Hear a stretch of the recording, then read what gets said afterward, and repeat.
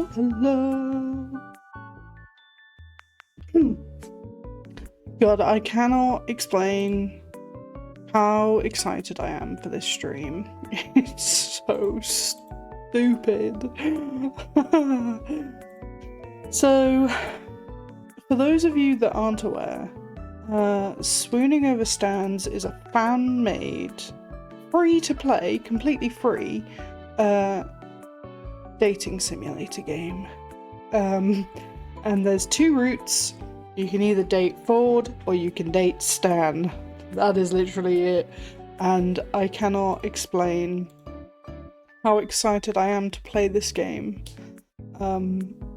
Even though, like, when I was younger I never watched Gravity Falls, but my partner introduced it to me maybe like 2 months ago, and now it's become one of the biggest comforts in my life. And yeah. So we're gonna play that. I'm not sure how long I'm gonna play. I don't know how long the game is, to be honest, and I don't know how long each route is, or whether or not I'll play both routes. Of course I will. I will definitely play both routes.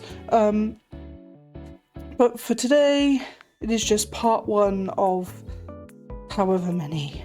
So yeah. Apologies for the delay in starting. First off, it took me forever to try and actually get the game to be captured by Streamlabs. So that was a big huff and a puff. I then spent like maybe 20 minutes trying to sort out my microphone audio to make sure that I sound okay, because I notice in some of my streams I'm either too quiet or too loud, and there's some background noise and whatever, so trying to sort that out. And then I was like, oh fuck, I don't have a thumbnail for this video, so I made a quick one of those. So it's just been a bit chaotic, honestly. And on top of all of that, I'm very tired. But it's not going to stop me from playing this game. Also, for reference, not that it really matters this week now because the new Overwatch season starts on Tuesday, but the reason for no Overwatch this week is because it's end of the season is so very incredibly sweaty, and even in my like own personal time, I was losing pretty much every match, and it just was not enjoyable for me or my friends that I usually play with. So I might play. I'll be streaming Overwatch again from Wednesday next week. It'll be silent Overwatch as usual, and we'll see how that goes. So yeah, I hope everyone's okay. Should have started with that, really. I'm so sorry I was too into this game. I've never played this before. I've not really seen any clips of this, so I will be completely going in blind.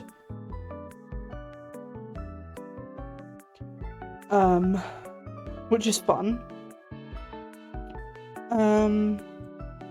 Yeah, I'll be going in blind. What else was I trying to say? So if you have played the game before, please no spoilers, whether this be people that are coming in or whether or not it's the people that comment on YouTube videos that I post. Just no spoilers, please. And I have a feeling it's going to be a lot of talking, so apologies if I'm stop-start with the talking. I've got water here to make sure that my voice doesn't die.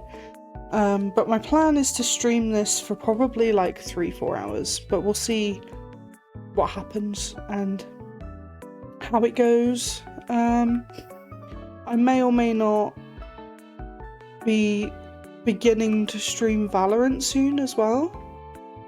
But yeah, that's about it. So without further ado, I think we just get straight on in. So here we go.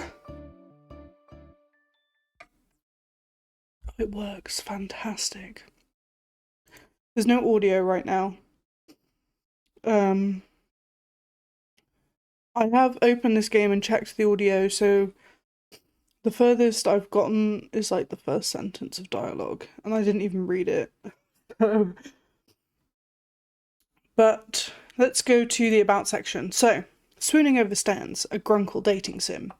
A summer road trip leads to an unexpected pause in Gravity Falls. Can you capture the heart of one of the Mystery Shack's most eligible bachelors, or will you leave empty-handed?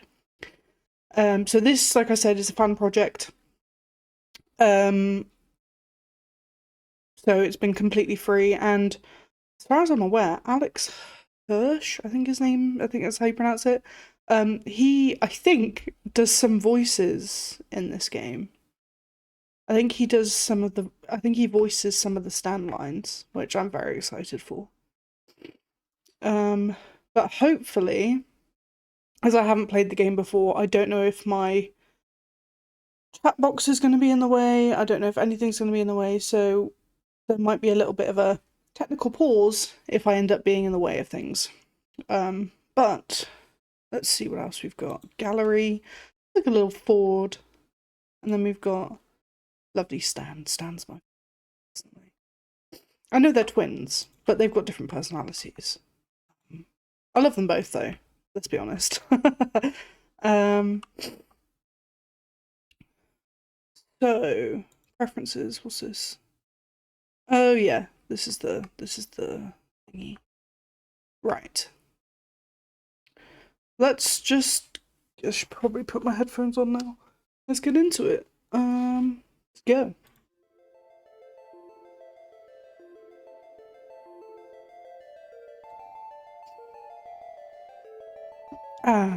Good old road trips, full of promise and ripe with potential for adventure. Oh shit! I didn't read it. Full of promise and ripe with potential for adventure, soul-searching, and incredible scenery. Okay, return. Or at least that's what you thought, before the novelty wore thin. As of now, your legs are cramping up, you've exhausted your travel playlist 2 times over, and your stomach is begging for something to eat. On top of all of that, you're pretty sure you're lost. Wonderful.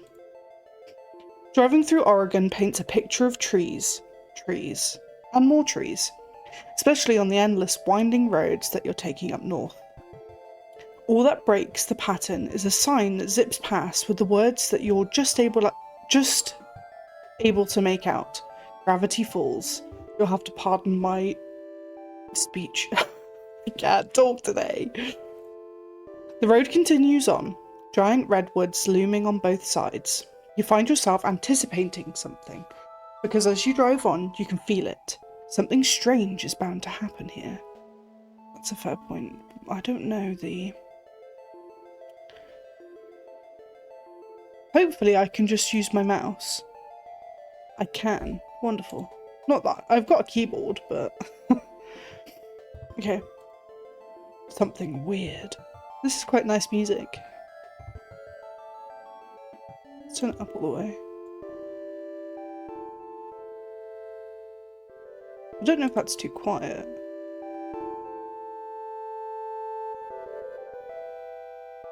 It's okay in my ears, but I don't know.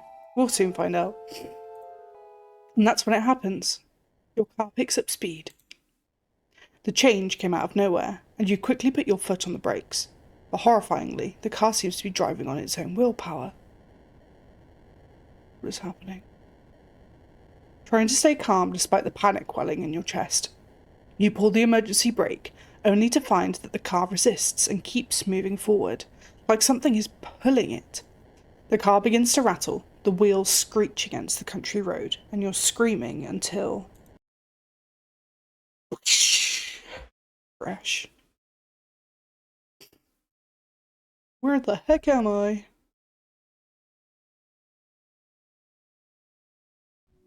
There's... smoke. Why is there smoke? You cough, fumble for the door, and manage to undo the lock just before the door is wrenched outward from your grasp. Something lands on your shoulder. A hand. Are you alright? It's Ford. A man stands at your open car door. His hand on your shoulder leaves you to tilt your head up, and he pulls a flashlight from his coat, shining it in your eyes. 2 blinks, and he lets your chin go. His eyes dart over the rest of you, looking for injuries. Still stunned, all you do is watch. What's your name? Regular person. Keijo. And your pronouns? Oh, I love this! We're gonna go with they, them. Hello. Hello? Why did I just say hello? Keijo, I'm Stanford Pines. Ford for short. I would shake your hand, but you look shaken up enough as it is. Look at the little 6 fingers. You seem fine, as far as I can tell, but you shouldn't head back out there anytime soon. Where on earth were you driving in such a hurry? You open your mouth to explain when a voice calls from inside the house. Point Dexter, this better not be one of your experiments again. I've had this place rebuilt too many times to... Stand! Stand! The owner of the voice walks out of the house and stops slack-jawed at the sight of your car and the side of, you're guessing, his house. Oh, no, I crashed into the mystery shack. You must have hit your head earlier, because you could swear you're seeing double. Sweet Moses, Ford, you've done it this time. What? This had nothing to do with me. I was testing my magnet gun and... You must have pulled this victim of circumstance into the house. I suppose it is entirely my fault. I'm incredibly sorry. You're telling me he has a magnet gun so strong that it pulled my car into the house? On the one hand, I'm not surprised. Oh, 1 second. Sorry.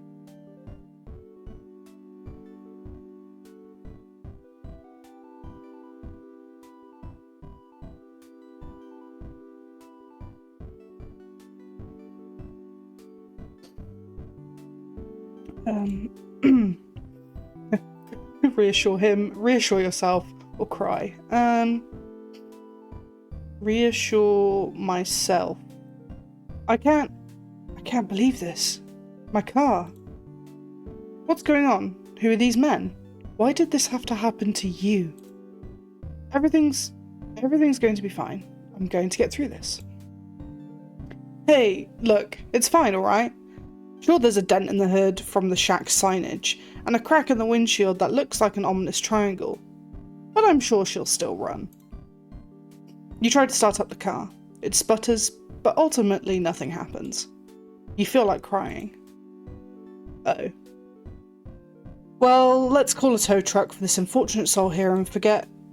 I'll take care of it. You're right. It is cheaper to tow it yourself. Sixer, get that magnet gun out again. No, Stanley, I'm going to fix this. What? You fixed this mess? I figured out a few alien vehicles in my time. Nah, you kidding me? It takes some sort of miracle worker to bring this baby back to life. And this miracle worker is on vacation. Stanley, a moment. Ford and Stanley turn away, and you're left to your thoughts. Who could anticipate a car accident like this in the middle of a road trip? You can take care of the car, but how are you going to get home? They run buses out here, right? So you take a bus out of here and then... Ford clears his throat, shifting a little awkwardly in place. Seems like they finished their talk. So there are a few options. My brother Stanley here could drive you out of town to find a place to stay for the night. Or you could stay the night here. We have some maps and information you can look at in the gift shop, and in the morning we can help you with your car. What do you say? Just as you're about to answer, another high-pitched voice comes from inside the house. For Uncle Stan! Picture this! A whole week of... Oh my gosh. Mabel. The girl that runs out of that house comes to a halt at the sight of your car. Oh, great. For Uncle Ford? Why is it that everyone automatically thinks I'm at fault? Well, this time it is my fault, but I've invited Keijo here to stay with us for the night, if they'd like. I'm sure I can fix this. I just have to figure out how. Stanley sighs. I can take a look. Being on vacation's pretty boring, and the old Stanmobile hasn't needed a tune-up yet, so it wouldn't be too bad to work on something in the meantime. Thank you, Stanley. I'm sure I can put something together from the gadgets I have laying around if you need any specialised tools to help you with the job. And let me introduce myself. I'm Mabel. You can ask me anything. I pretty much know everything there is to know about this place. What? Wait, hold on. I haven't even said anything yet. I appreciate your offer to let me stay. And to repair your car. Yeah, it'll be good as new in my hands. I mean, look at my Stanmobile. She's been through the ringer. Who knows how... She's been through the ringer. Who knows how many times, and she's still a beaut. He points out a red car parked a distance away. You can't really see how beautiful it is at this distance, but he sounds really confident. Well, this turn of events is... fortuitous or suspicious? Fortuitous. I'm going to stay positive. Free repairs? Free lodging? There's no better deal to be found, and if things don't work out, the town probably has some sort of auto repair shop you can head to instead. Well, I accept. Thanks for the help. And my apologies again. What an embarrassment. I must have made such an elementary mistake.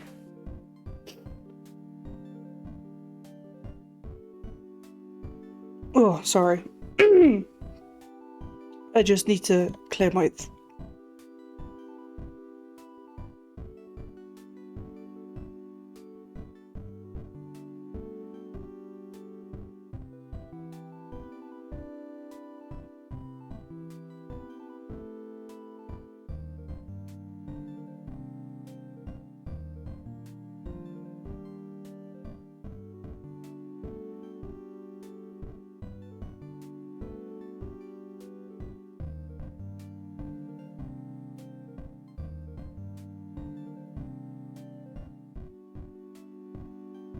Okay, and I realised that... sorry, I was choking for a second there. I realised that my mute button that I've binded my microphone to apparently changes the page on here, so sorry. Okay. As the pines lead you inside the house, Mabel leaves her number in your phone for you to call whenever you find out that Ford's twin goes... wait. Sorry. As the pines lead you inside the house, Mabel leaves her number in your phone for you to call whenever, and you find out the Ford's twin goes by Stan. Livy! Hello! Hello! It's been so long since I've seen you here. How are you doing? I just had a little bit of a choking fit. I didn't realise all this talking would wreck my throat.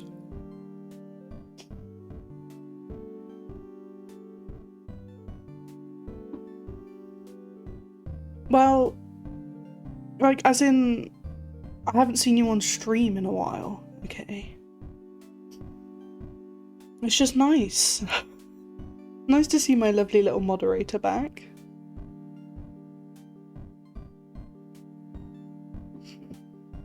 So, to get you up to speed as to what's just happened, I'm on a road trip, and I just entered, oh, okay. I'll look right now. Oh my god. Where are you? Pikachu? That's such a cute hat. Does it have the little buttons in the ears?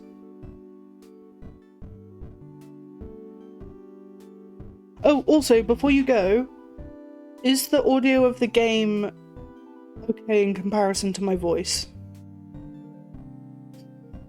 Because the audio seems a bit quiet on my end, but I don't think I can turn it up.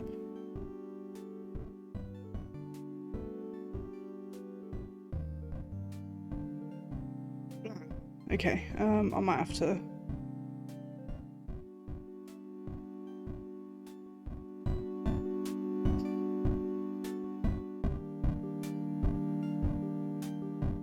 I might have to do that.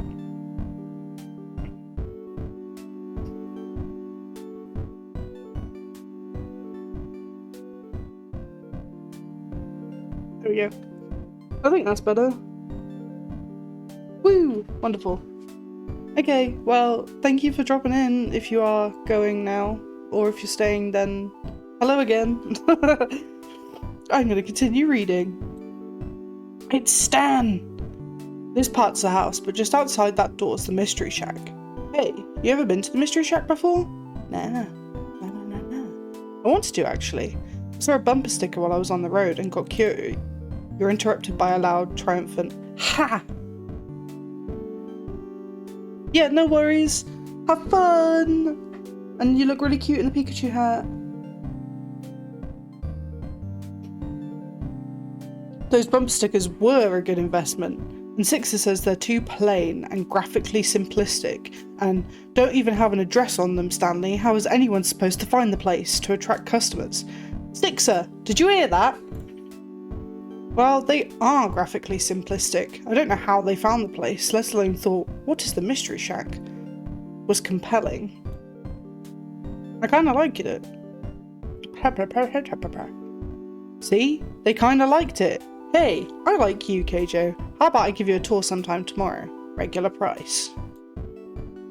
Tomorrow? Then I'll have to squeeze all my get-to-know-you questions in today. Keijo, tell me, capybara, yes or no? At that moment, a boy passes in the hallway at the far doorway and Ford calls out to him. Dipper, my boy, I'm surprised I didn't see you run out to the scene of the crime. Crime? What crime? I have an alibi, I swear. Oh, you have someone with you.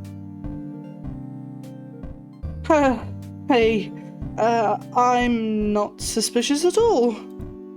Did you guys see that car on the side of the shack, though? For a second, I thought the Manitors were back with a grudge. Yes. About that. Dipper, me Keijo. I've, stranded their car here by accident. They're staying here for the time being. Sorry, stranded their car here? You crashed it? Yeah, the S in shack fell on it and everything, and the windows are cracked. One window, the windshield. And Keijo was lucky to make it out alive. They were fine. No injuries, thankfully. The magnet gun's rather safe despite never having been tested in a formal setting. Yeesh. Did you not, like, take safety precautions or anything? Actually, the irony of the situation is that I was trying to install a safety precaution. Oh dear.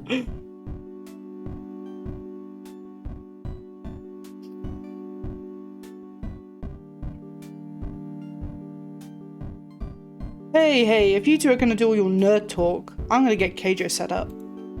Mabel, sweetie, why don't you show Keijo around? Let them stay in, the storage room. That's still empty, right? I'll make it empty! I didn't realise that Mabel and Dipper were going to be in it. That's so cool.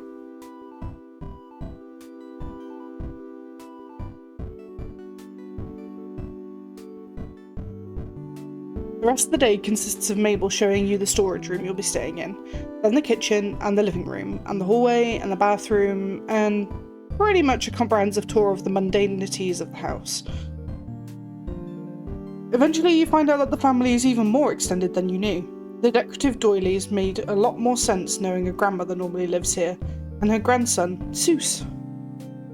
Or was it Zeus? Whatever the name, you look forward to meeting him when he comes for work in the morning. Is Zeus gonna be there?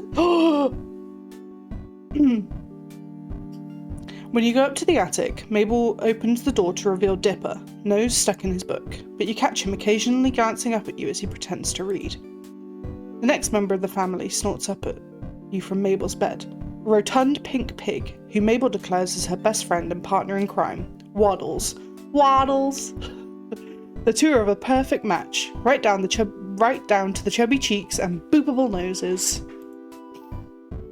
And in the evening, though you'd still be in disbelief over the state of your car, the family dinner and after-dinner TV marathon you've been invited to made it seem like a normal guest stay rather than a forced circumstance. Returning to the storage room, Mabel had shown... Sorry, the music went quiet and it put me off. Returning to the storage room Mabel had shown you earlier, you find an air mattress waiting for you, and more pillows and sheets than the summer night warrants.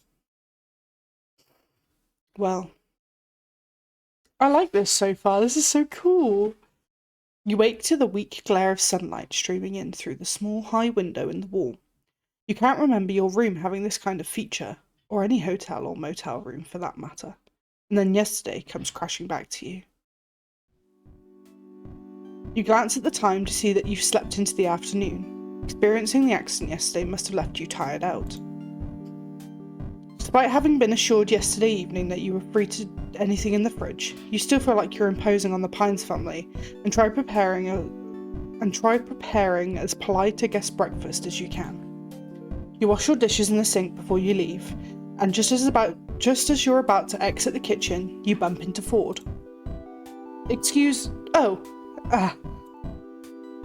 Yes, from yesterday, of course. For a good solid moment, Ford regards you in an awkward silence.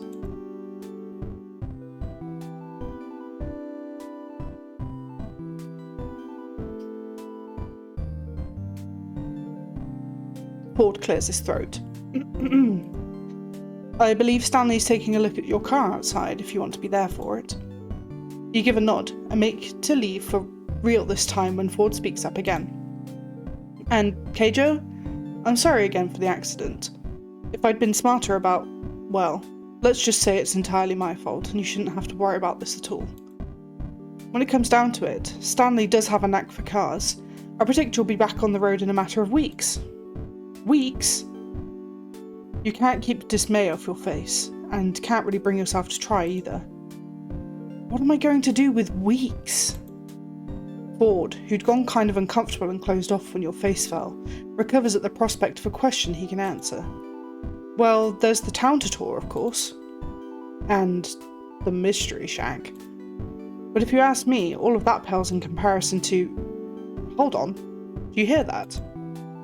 Ford turns to the kitchen doorway to investigate. Sounds like... The sound comes again, and this time you hear it as well. The squeal of a pig followed by a pair of quick footsteps running down the stairs. Waddles tumbles past the open kitchen doorway, and Mabel comes into view soon after, a few sheets of paper clutched in hand. Ford steps quickly out of the kitchen and you follow to the doorway, getting there just in time to see the apparent tug-of-war between Mabel and her pig over a saliva-covered sheet of paper. The paper rips, and after nearly toppling backward from her efforts, Mabel recovers, snatching the scrap of ripped paper from Waddles' jaws and lifting both pieces up victoriously. Ha ha! Mabel wins again. Now I've just got to find Grandpa Ford! Ford, who'd run forward and held out a hand to steady this energetic child when she'd been in danger of toppling over, now finds a number of crumpled sheets of paper shoved into his hands. Mabel tugs urgently at his coat. Grandpa Ford, you have got to help me! Ford kneels down to face Mabel with a serious, though concerned look. Slow down, Mabel. What's the matter? Dipper found a stack of pages from your old journals, and I walked in and Waddles ran up and started eating one. You must have been chewing on it to warn me, Grandpa Ford, because look! Mabel takes the ripped halves of paper back from Ford's hands and joins them together, holding it up for Ford to see. I see. And you took it as a warning? Yes, it says here that it eats small dogs, and Waddles is a small pig. But he sort of looks like a dog from far away, and Waddles must have feared for his life. Waddles seemed to second in this notion with a snort. Or not, as it seems the pig is lounging adorably a short distance away in the hallway. You can't imagine what this dangerous predator could be. Some kind of wolf? Something bigger? You're suddenly not so keen on staying anymore. Remember the pterodactyl I told you about? Waddles was so scared that time I can't let him leave my side. Pterodactyl? You suppose pigs are allowed in museums around here? How about I finish that repellent I never got around to completing? That'll keep Waddles safe from harm. Mabel flops down on the floor in relief. Uncle Ford, you're an actual lifesaver. Waddles, you've got nothing to fear. Ford chuckles, lifting himself out of the kneel and standing back up. Alright, I'll go get my recipe. Ford turns to leave and you suddenly remember that with nothing better to do for the weeks you're going to be here, it wouldn't hurt to get to know Ford. He seems to know what there is to do around town anyway, and you'll need that to not die of boredom in the first week. Or more pressingly, you could go check on your car and see what Stan's made of it so far. I'm not exactly eager to face seeing your car in the middle of the house again though. What should I do? Check in on my car. After Ford leaves, Mabel rolls away with her pig towards the living room, and you head out of the house in search of Stan. The mystery shack should only have 4 main sides, but you feel like you've made your rounds past 5 of them before finally seeing your absolute wreck of a car. You swear it looks even worse than it did when you crashed it. Stan stands before it, hands on his hips as he looks at the large wooden S that's made its indent in the car's hood. How bad is it? Can't tell yet, not till I get this letter off the hood. That S never did like to stay in its place. Mystery hack, huh? Look, if you're going to insult me... Oh, you were reading the sign. I'm fixing that later, alright? Just avert your eyes, don't look at it. Offer to help. Guess we should fix this as soon as possible then. Sounds good to me. Give me a hand here, would you? Stan directs you to help him push the wooden S off of the car. It stalls a little in its own dent, but with another firm shove its ends meets the ground. Stan gives it another push with a grunt, and it tips, falling completely to the ground with a whomp. Now that it's free of its burden, Stan lifts up... My god, I can't speak today. Stan lifts up the dented hood of the car to take a look inside. He hums and rubs a hand over his chin in thought, walking over to his toolbox and grabbing a tool before walking back, still assessing the damage. Yeah, this one's going to take a while. You've got parts that need replacing, not to mention she's not going to look so hot after this. Not unless Ford's got the text squirreled away somewhere that can smooth out these dents. The more he tells you of the situation, the more this all sinks in. You really are stuck out here. Stan spots your worried frown. Hey, Keijo, right? Look, I know how this sounds, but with me on the job, you'll be all set and back on the road in no time. You think so? Kid, I know so. I've even got a plan to get those replacement parts of yours. Might not be able to clean up all these scuff marks after I'm done, but she'll run. And hey, so maybe you've got to stay a couple days. So what? There are worse places to get stranded, believe me. In fact, I'd even say the Mystery Shack is the best place to get stranded. We've got all tons of stuff for people just passing through. Merchandise, magic, mystery, any other M words, mayhem, you get the idea. Stan tosses the tools in his hand back into the box, exchanging it for another. He works for a little while longer in your silence. Metallic clanks and the occasional heavy breath, all that mixes in with the sounds of the outdoors. You stand by, awkward, uncomfortable, and a little useless. Can I help with anything? Know anything about cars? No. Stan straightens, cracks his back and sets down a tool before leaning casually against the nearest load-bearing surface. He wipes his forehead, lets his hand fall to his waist, and gives you an assessing look. How about collages? Is that what this is? How about collages? Tall tales? Improv? Yeah, I think I can handle that. But what does that have to do with this? You gesture at your stranded car, held in limbo between life and death by nothing other than Stan Pines' car expertise and a little luck. Nothing. I was planning on having you help me and Seuss around the shack. A favour for a favour. What do you say? Well, it's more interesting than helping Ford with his test problem. You accept. I'm gonna work at the Mystery Shack! Oh, fuck yeah! Alright, follow me. You follow Stan back into the Mystery Shack, passing by the showroom and getting a glimpse of an energetic figure leading a flock of tourists through a veritable sea of obviously fabricated odysseys. You hear the words, "and this is the ninth wonder of the world, right in the Mystery Shack. It's what makes this world famous. It's what makes this place world famous, dudes. Stan notices your pace slowing as you listen and tosses an explanation back for you. That's Seuss. During operating hours, he's the Mystery Shack's one and only Mr. Mystery. I told him he didn't have to keep the shack running while he's on vacation, but the kid's got a passion for the role. You interested in this kind of stuff? I was thinking about going on a tour. It feels weird now that you're staying at a tourist trap, though. And you were kind of going to poke fun at the exhibits. Harder to do when you have to live around your tour guide. It's fine, really. Nah, I think I want to give you the tour of the place. You'll get one from the founder himself. You ever hear of one of my plugs on the radio? You weren't really paying attention to the radio during the drive. Just taking in the Oregon scenery. See the signs pointing to the place for over a mile down the road?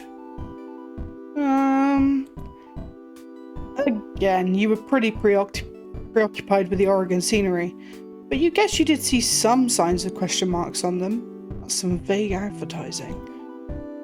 Just seeing what works. Bumper stickers, huh? Ha, still got one on Ford. Anyway, follow me, folks.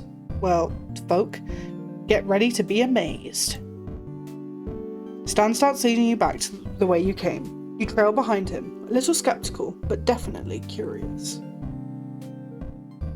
Didn't you say the founder would lead this tour? Is Seuss the founder? Stan laughs. What? No! I'm the founder. Built this place from the ground up. Well, metaphorically speaking. I mean, the house was here and the junk was here, but I was the one who spun this place into a wondrous house of mysterious junk. Stan gestures with his arms like he's smoothing out a rainbow. You're not very impressed. The character might not be impressed, but I am very impressed. Prepare to be amazed. You're still not very impressed, but his energy gets you hoping you'll be amazed anyway. There's a tour group in the showroom right now, so I'll be taking you a different cycle that completely misses him. We'll be starting in the gift shop. Look at Stan! Oh, this scenery's so cute. You enter the gift shop, a simple room crowded top to bottom with the standard tourist souvenirs and merchandise. You see t-shirts with question marks, mugs with question marks, and pretty much everything has question marks. In one corner of the room stands a lumpy attempt of a statue labelled The Founder, recognisable as Stan only by the nose and glasses. This room usually comes after I butter the customers up to buying things, but since you're staying a while, I'll have plenty of time to sell you stuff later. Take a look around. If you see an impulsive buy, make it. Nothing like trusting your instincts. Oh no.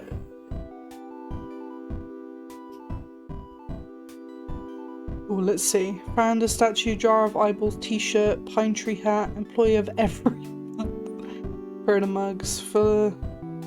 I quite like the idea of the t-shirt. Who doesn't love a good souvenir t-shirt? They're great for layering. And they've got the characteristic Mystery Shack question mark on them. What makes it a Mystery Shack question mark instead of just a regular question mark? You ask too many questions. Or do you? He says that last part in an exaggerated tone that betrays it as a sales pitch. This guy has no subtlety. Oh wait, I can still look? Founder statue. Yeah, should have asked Mabel to carve it. Carve it? You've got to admit that every version of me's got a charming smile, though. Jar of eyeballs. Thought we sold this thing years ago. Nah, I put a price on it, just at $1. Blah blah blah. Ha. Nah, I forgot to put a price on it, just has a $sign on it. Stan takes some dark marker and squeezes in a $9.99. Then he goes back and makes it $29.99. That jar's got a lot of eyeballs. Pine tree hat. Dippy used to wear one of these. Seuss tells me they sold like hotcakes after Ford tossed his journals into the bottomless pit. Funny, those events have no correlation. Journals? Bottomless pit? We'll have the chance to swing by the bottomless pit later. It's a prime spot on every tour because the troublemakers always accidentally trip in, and I get to lead the tour without them for 20 minutes. I'm kidding! Should have seen the look on your face.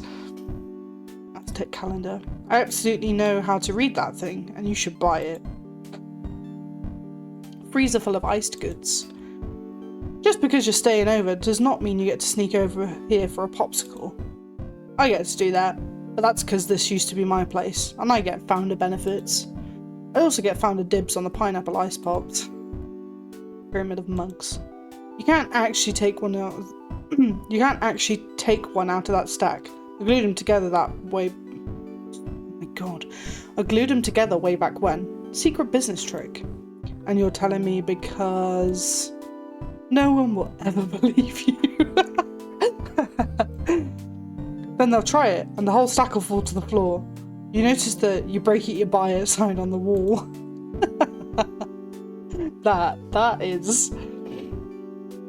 Seuss has always been the hardest worker of the place. It was only natural to hand it over to him. Done looking. You sure? Well, I think I hear the tour group heading out of the showroom room anyway. Now, most tourists don't appreciate nature's artistic genius. By which I mean my artistic genius, because I remembered you're going to help me out today.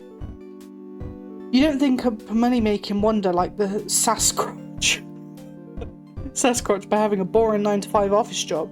You think it up when you wonder, why hasn't anyone found the Sasquatch? Could it be that its name has been mispronounced this whole time? Anyway, just let me know when you've soaked up enough inspiration from this room, because you're going to need to use it right after.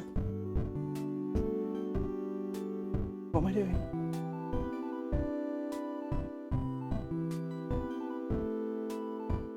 Was I meant to do something there?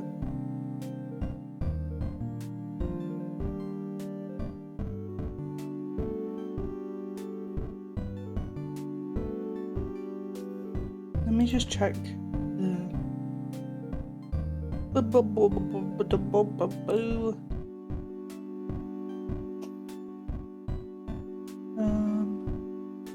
No, I guess not. Alright, come on. You're gonna see what makes this place the Mystery Shack instead of just... Oh wait. I did that wrong. Alright, come on. You're gonna see what makes this place the Mystery Shack instead of just the shack. We're making another attraction for the showroom. We're making another one? I get to make an attraction? You follow Stan through the living room to the kitchen, where stuffing and animal parts are strewn across the surface to your left. Stan pulls out a thick needle of spool and thread, and as an afterthought adds a couple of nails and a hammer to the pile. It seems a little unsanitary to do this right across from the fridge, and has the potential to look almost gruesome if it weren't so oddly cartoonish. He steps up to the workspace and pulls at the googly eyes that have been glued over the lifeless glassy ones typical of taxidermy. Mabel's contributions to the craft project remain firmly intact. Huh. That's what I get for letting Mabel bring her stash of scrapbooking supplies. That's one more thing to add to the backstory. Backstory? What? You don't really think these tourists are dumb enough to believe that the thing that you're selling them is what you tell them? It is just like that, do you? Because if you do, you'll be set up to do business in Gravity Falls. Anywhere else though, customers take a little bit more work. See, every good piece comes with some kind of story. Or if you're Poindexter, some kind of lore. Horror stories work pretty well, because with enough suggestion, people can always find ways to spook themselves. Done it for years. It's kind of an art. Stan appears nonchalant, but you can see a quiet pride within him. Sounds easy. Stan merely looks amused. Oh yeah? Let's see you take a shot at it after we put this thing together. My god, I'll have another drink. You said you've done this for years? Always had a knack for it, even when I was a kid. Sure, there was a little learning curve involved, and I've had a few unhappy customers over the years. Dan pauses, seemingly to reminisce, and the mixed smile grimace on his face tells you he probably had many, many unhappy customers. But mostly I've run a great business on telling lies. I mean stories. You're learning from a true master, kid.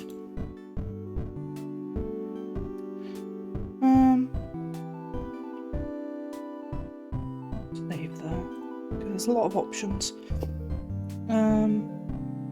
So why don't you run this place anymore? Stan's grin melts into something softer, maybe a little bittersweet. My brother wanted to drag me on a trip with him. Couldn't say no. I couldn't just close the place, so I left it all to Seuss. He practically grew up in this place, you know. Definitely wouldn't have trusted it to Wendy. She's usually the cashier around here in the summer. It's weird having to explain all this to you. I keep thinking you already know all this. I mean, what do you mean? I don't know this. You work like you're still part of the place. You can take a man out of the mystery shack, but you can never take the mystery out of a man. Specifically, me. Which is why I'm back to work even though I don't have to. 30 years of the same routine will do that to you. What was your original vision for the shack? Vision? Make money. What other vision do you need? But over the years, sure, I've used the mystery line for advertising. Who isn't curious? Who doesn't want to be amazed? I mean, that's a fair point. Kids are the most skeptical of the bunch though, let me tell you. Once they hit about 8 or 9, they love trying to prove it's all fake. Then they get older and realise there's nothing good left in the world unless you pretend there is. And everyone pretends along with you, because they're all desperate. Stan turns his attention back to the workspace, and you notice once more the daunting selection of items that lay upon the table. It's not the number but the variety that makes you unsure of how you're going to craft something out of this. Yeah, I don't know what you're going to do with this stuff. Surprise me. Stan walks off to the side to, you guess, do some work of his own. You're glad he's not going to watch you the whole way through. How are you going to approach this? Piece together as many matching parts as you can find. Piece together as many disparate parts you can find. Keep things nice mixed Keep things a nice mix of matched and mismatched. Ooh.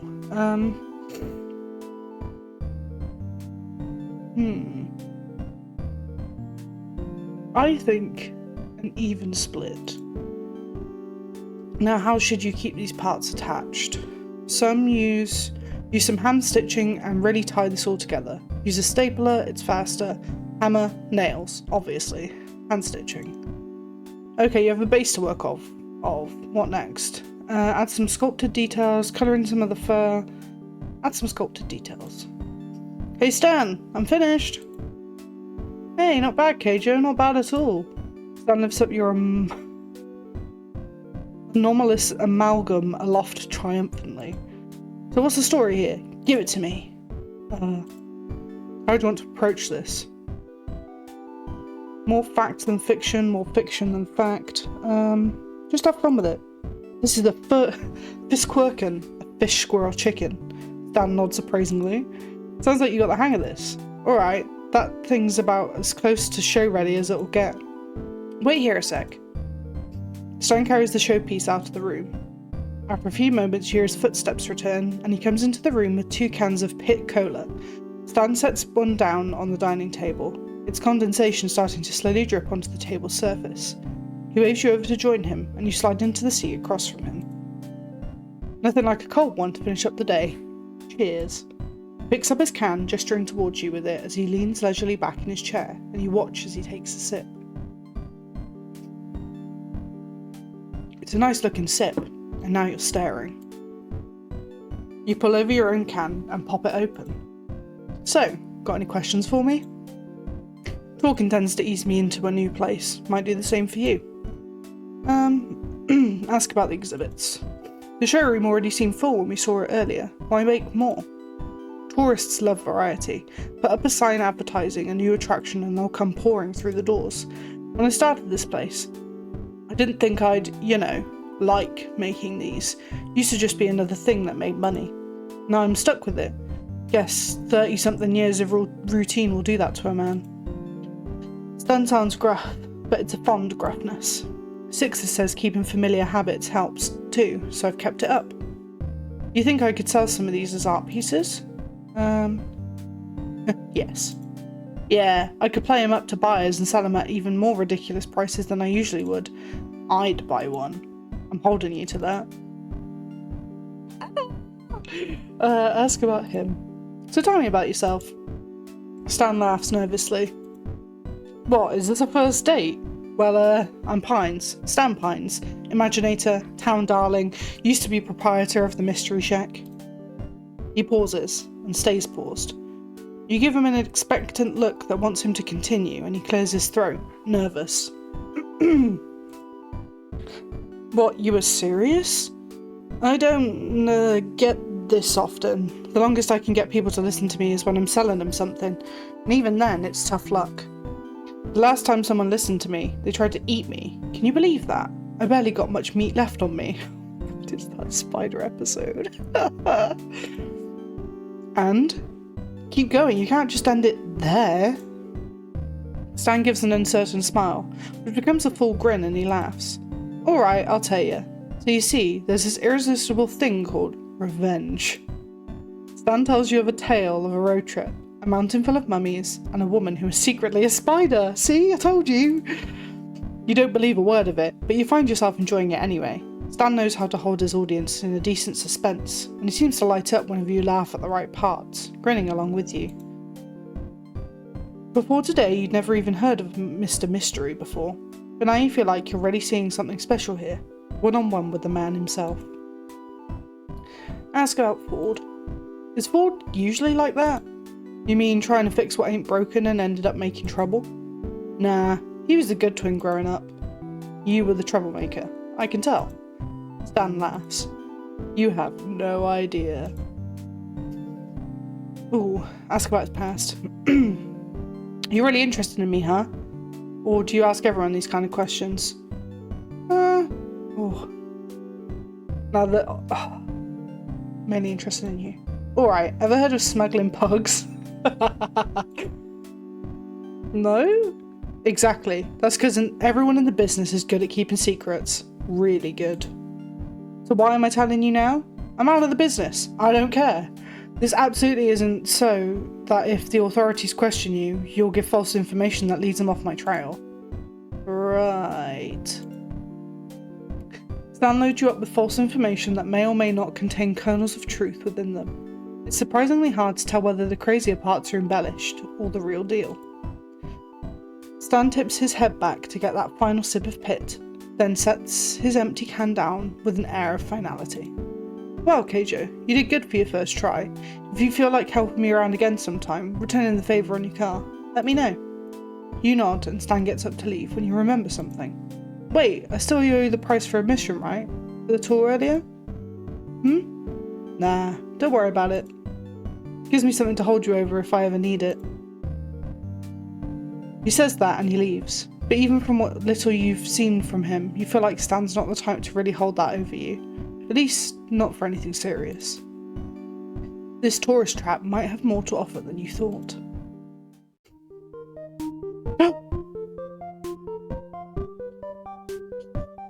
Yay! A tiny little bit of love meter. Can you give me dating tips? You're good at this. It's like you were made for each other. This is so cute. Okay, day 2. Save. I'll just save over this, yeah. Pancakes and interrogations. Alright, let's have another drink. I probably should have saved when there was the option to choose either Stan or Ford. But I don't mind going through this again. Triangle! It's Bill! You wake up to a loud crash downstairs. Not entirely uncommon in this house, you're quickly finding out, but still disconcerting. More clatters and thumps lead you to the kitchen, where Mabel teeters on a short stepladder in front of the pantry. Standing on her tiptoes, she reaches as high as she can for a small yellow box on the top shelf. Pancake mix. Without a word, you go to her side and pluck the box from the shelf for her, placing it into her outstretched hand. Oh, Keijo, thank you! Grunkle Stan put it on the top shelf for some reason. But I need some Mabel cakes. It's a breakfast emergency. She waggles her free finger in your face and you can't help but laugh. You can tell the house becomes more alive when this kid's around. Wanna help me make them? We only need chocolate milk, coffee, pink food colouring, and a pot of Goldos to make this breakfast dream a breakfast reality.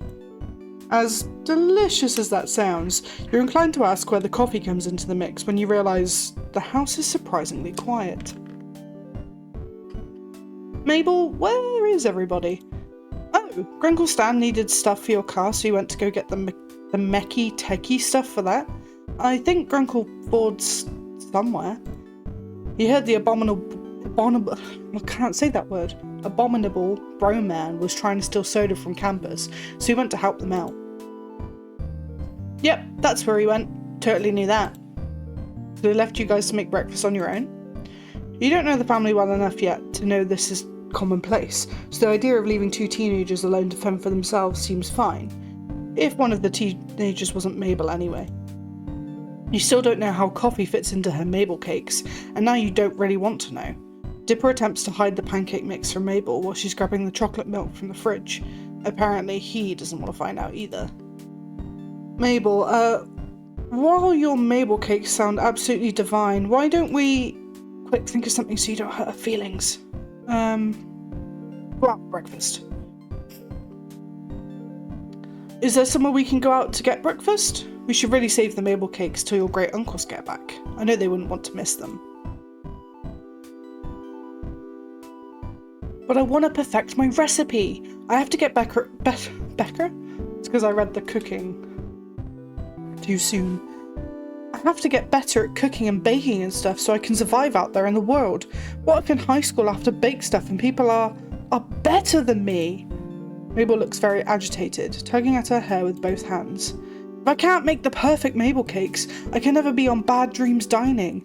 I've got to impress Gerald Rambone, Keijo. It's my destiny! Quick, think of something so you don't hurt her feelings. Dipper, can you cook? Maybe Dipper can help you make something different. We should save the Mabel cakes for another day. A more special day. But Keijo... Mabel, still standing on the stepladder, reaches up, squishes your cheeks together, her wide eyes staring into your soul. Every day is a special day with Mabel cakes. You glance at Dipper making a please help me and I'll buy you breakfast face, and you hope he understands. Yeah, Mabel, you know you want to cook more since you're becoming an adult. Sure, but don't you think Uncle Stan and Great Uncle Ford should be here to try them too? And not just me, again? Mabel hops off the stepladder and ponders her brother's question, lips pursed. Eventually, she nods, beaming at both of you. You're right, Dipper. I can't deny them that experience. You give Dipper a thankful smile over Mabel's head and she puts the ingredients back in the refrigerator. He grins back at you, rubbing the back of his neck. You wonder if he got that from one of his grunkles. That's clever now you think about it. Great plus uncle to make grunkle. Saves time on syllables. We should go to Greasy's. They have some of the best pancakes there, with like 3 different kinds of syrup if you ask Lazy Susan nicely. Yeah, it's not super far, let's go. The kids are about to head out of the kitchen when you realise something. Wait, aren't you going to leave a note for your grunkles about where we're going? Oh, right, good call. Dipper scribbles out a note for Stan and Ford and sticks it on the front door of the shack with one of Mabel's stickers. Heck yeah, I'm hanging out with Dipper and Mabel, guys. The kids lead the way towards the town, explaining various landmarks and the wild and wonderful stories attached to them along the way.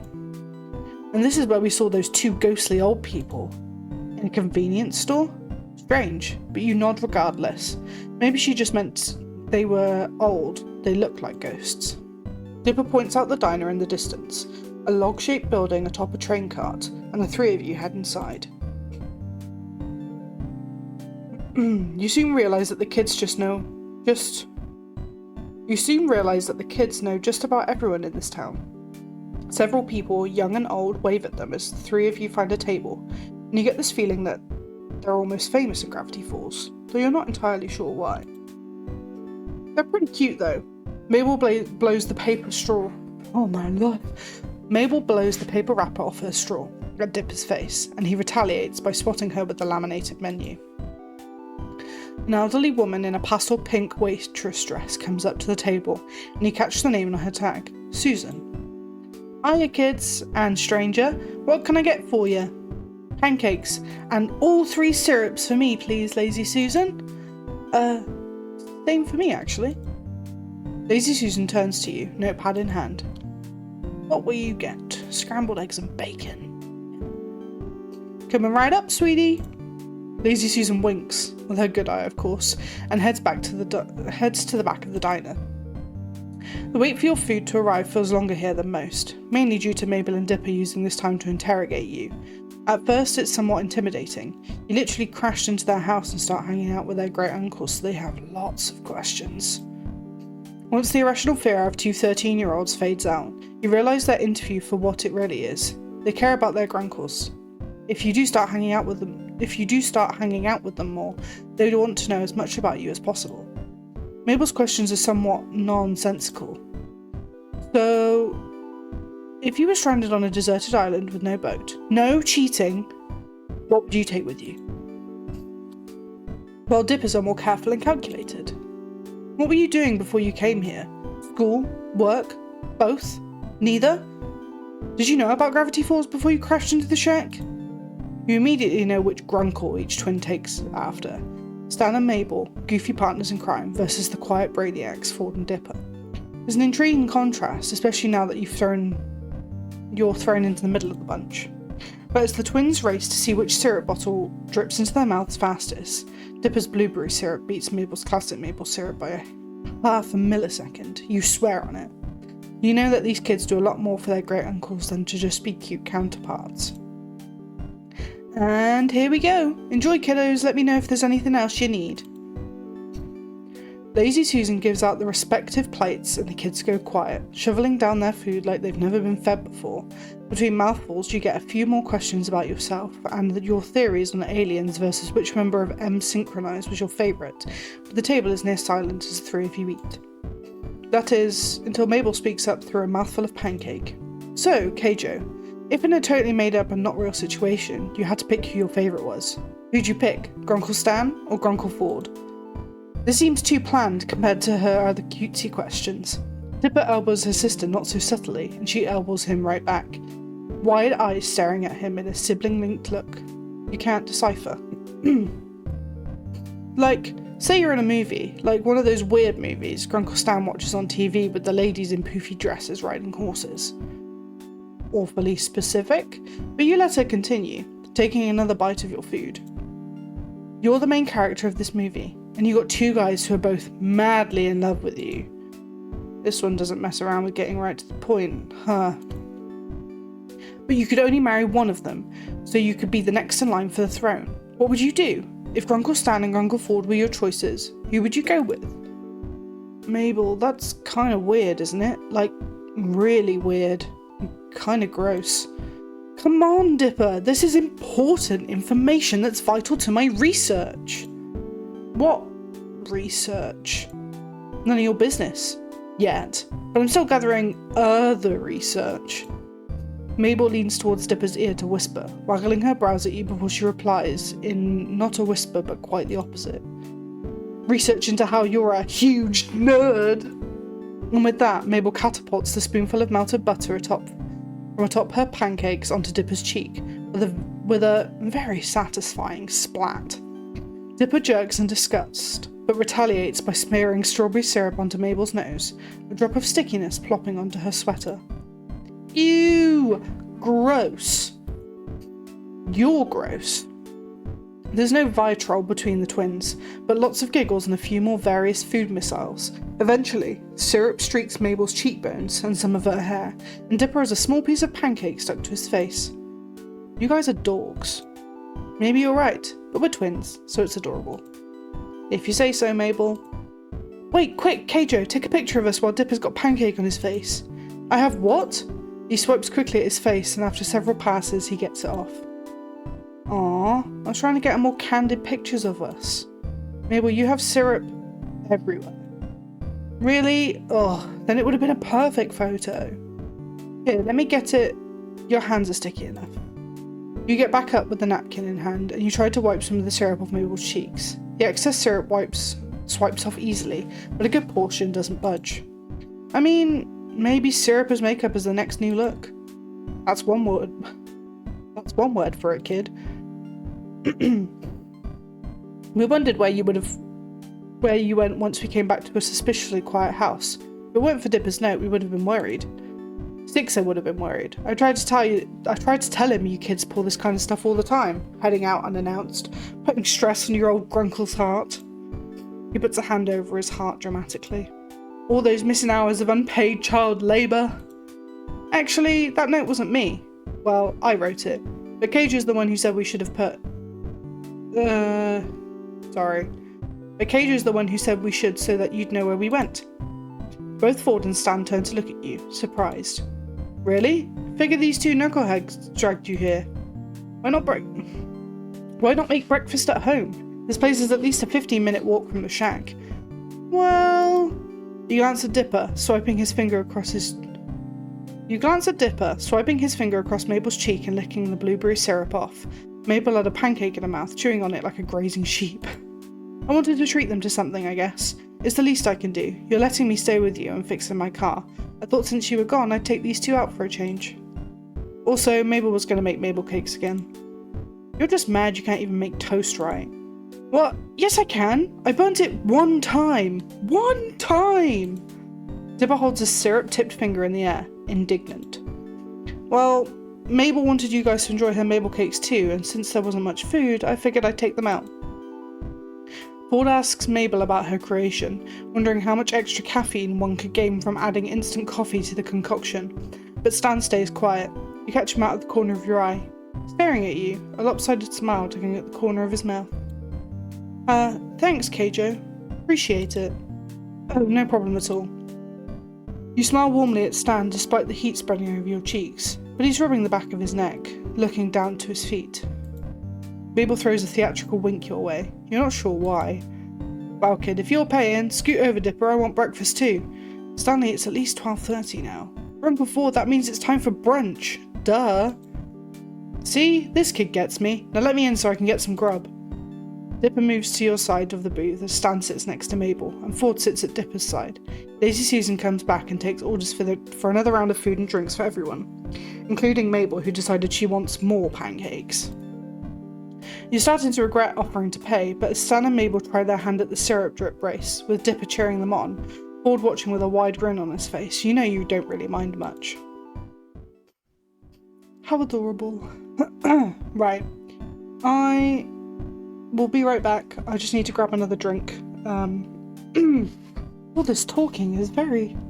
on my voice. So I will be back momentarily.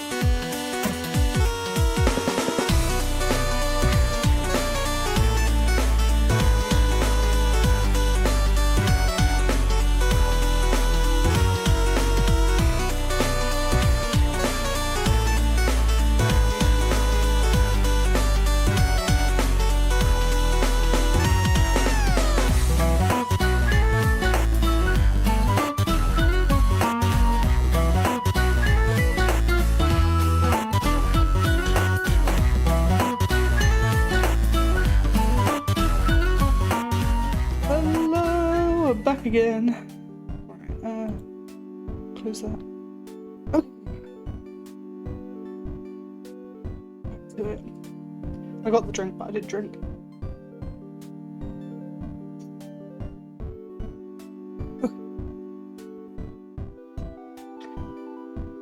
Over the next few days, you continue to help out around the Mystery Shack.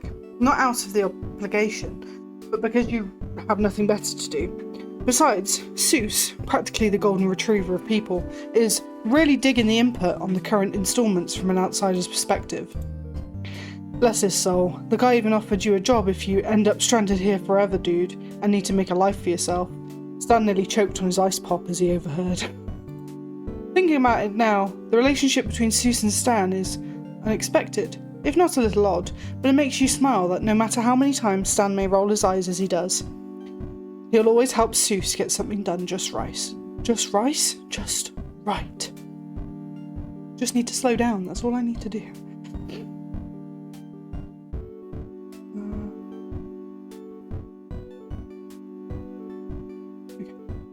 Showered and dressed, you go outside as per usual, but you don't see anyone. After a few minutes of searching, you find Stan standing with his back to you in one of the exhibit rooms, admiring the weird and wonderful animal amalgamates he's collected for his tourist trap, hand at his chin in thought. Am I interrupting something important between you and the goose turkey? Goose-turkey? Stan turns at the sound of your voice, smiling. Nope. You need something? You have any plans tonight? He mulls your question over for a few moments, giving you an assessing look up and down. I've got a couple of errands to run. Why, you want to tag along?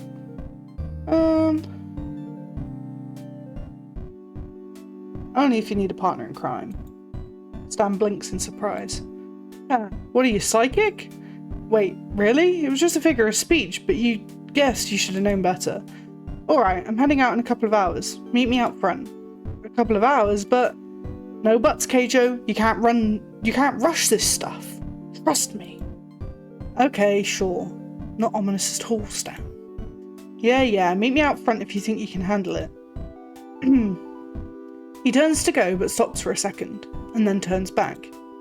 Oh, and wear black. Something you don't mind getting dirty. That's ominous. And before you can ask why, he's gone into the depths of the shack. Well, a couple of hours turn into a handful, which you pass by watching some TV with Mabel and Dipper and dozing off. You have no idea what kind of satellite they get out here, but the shows on now are some of the most bizarre programming you've ever seen. Once you've had enough of waiting, you change into your darkest clothes and sit outside the front steps of the shack, watching as the sun starts to sink past the trees. It's cloudy and unusually warm for this time of day, but there's a nice breeze out. It's strange that these errands need to happen so late in the day, considering the things you've gathered about his criminal past. However, maybe this is a typical weekday night for the Stan. He's got the new outfit. I love it. Ooh, just punched my microphone. I'm so sorry. The screen door creaks and out comes Stan, dressed all in black just like you are, with a lumpy duffel bag under one arm and a briefcase in the other hand. As he's about to speak, a sudden gust of wind comes along and ruffles his hair, and he smooths it down irritatedly before regaining his cool and nodding at you. Ready? Ready. You slide into the passenger seat as Stan settles into the driver's seat. Takes a couple of tries to start, but the engine's chugging away by the time you've got your seatbelt on. The radio stammers to life as the engine does, spitting out generic-sounding rock music into the leather-scented air of the car's interior. After a moment spent adjusting mirrors and fiddling with knobs, Stan slots the gear shift into drive and pulls out of the Mystery Shack's lot and down the road to town. We get a side view. Oh, I like this.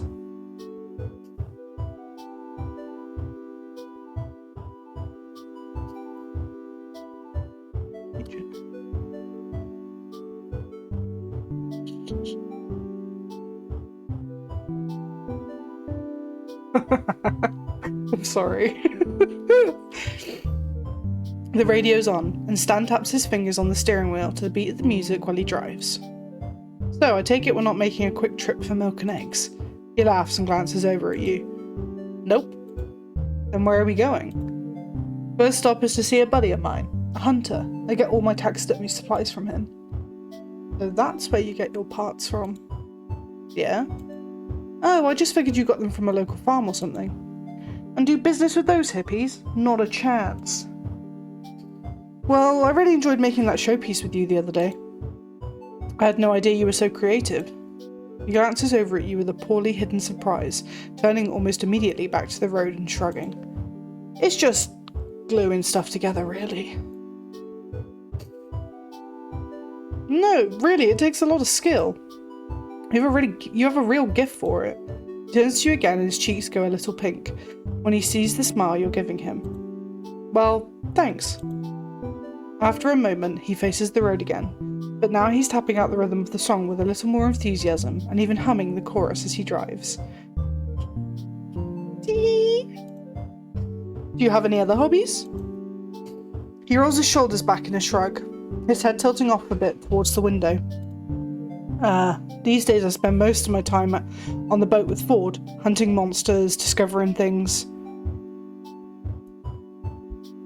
Sorry, I have to adjust my microphone. He pauses, watching the road without expression. I used to box. It shows, or really? It shows. He looks at you again, grinning. That's amazing. Wish I'd grown up doing something like that. I, wouldn't mind showing you a few things if you wanted. I'd like that. After about 20 minutes of rural scenery, Stan pulls off the road onto a long gravel driveway that disappears into the woods. Ominous. Is this the place? Stan nods and rounds a turn to reveal a clearing, populated by a trailer home and a couple of sheds. The trailer is a bit run down and shabby, and one of the sheds looks like it's about a strong sneeze away. Looks like it's one strong sneeze from collapsing. Oh my god, I love that. Not really the place you want to be at night, while alone with a guy you practically just met. Be honest, did you bring me here to murder me? Stan laughs, cutting the engine and resting his arm on the back of the front seat. Unfortunately, you figured it out, so now I definitely gotta kill you. I'm kidding, kid, relax. He moves to get out of the car, then turns back with a creepy blank expression on his face. Or am I? You chuckle nervously and he laughs again, pushing the door open. Seriously, I'm kidding. Won't be long. At the door to the trailer, Stan knocks, and the door opens on a dark interior before he walks inside. The door shuts behind him. You give the yard a few curious glances before realising that the weird pile of sticks you've been looking at is actually bones. You quickly pull out your phone to look at instead. 10 minutes later, and Stan's back, carrying a large cardboard box in both hands. You see him fumble with the handle of the rear left door for a moment before you reach back over the seat and pop it open for him. A peek in the box reveals a few various shades of furry somethings and an animal skull you don't recognise. This doesn't seem like something worth busting out all of your darkest duds for. We aren't by chance robbing a bank, are we? Because I would have brought gloves. Stan laughs. No, nothing like that. He starts the car up again, and you're back on the road. Do we get the... Yes! Somehow I'm not quite convinced. Well, who knows where the night's going to take us. Could be legal, could be not. Is that a problem? Can we swing by a jeweler? I need a new watch. Ha! You're right, kid. I love this photo. I'm screenshotting again. Skadoosh. Stan takes the highway. The final minutes of the sunset's burnt orange and purple ahead of you, while the welcome sign for Gravity Falls disappears into the rear view mirror. A new song comes on the radio, something bright and bouncy with lyrics about love, and his fingers get back to tapping. In the retreating light, you can see faded patches on the rim of the steering wheel, the colour worn away from decades worth of his touch. The Passenger seat you sit in hasn't taken on the shape of someone specific. Even after all this time, the springs still feel brand new. Meanwhile, on the driver's side of the car, Stan has settled easily into a seat, which fits him as well as a finely tailored jacket. You tuck your leg up under its mate, leaning back into the dark leather of the DeVille's interior, and watch cars pass and recede out of the windshield. After a few minutes of music-backed silence, you feel like breaking it. Tell him a joke, ask about him, ask about his car, tell him a joke.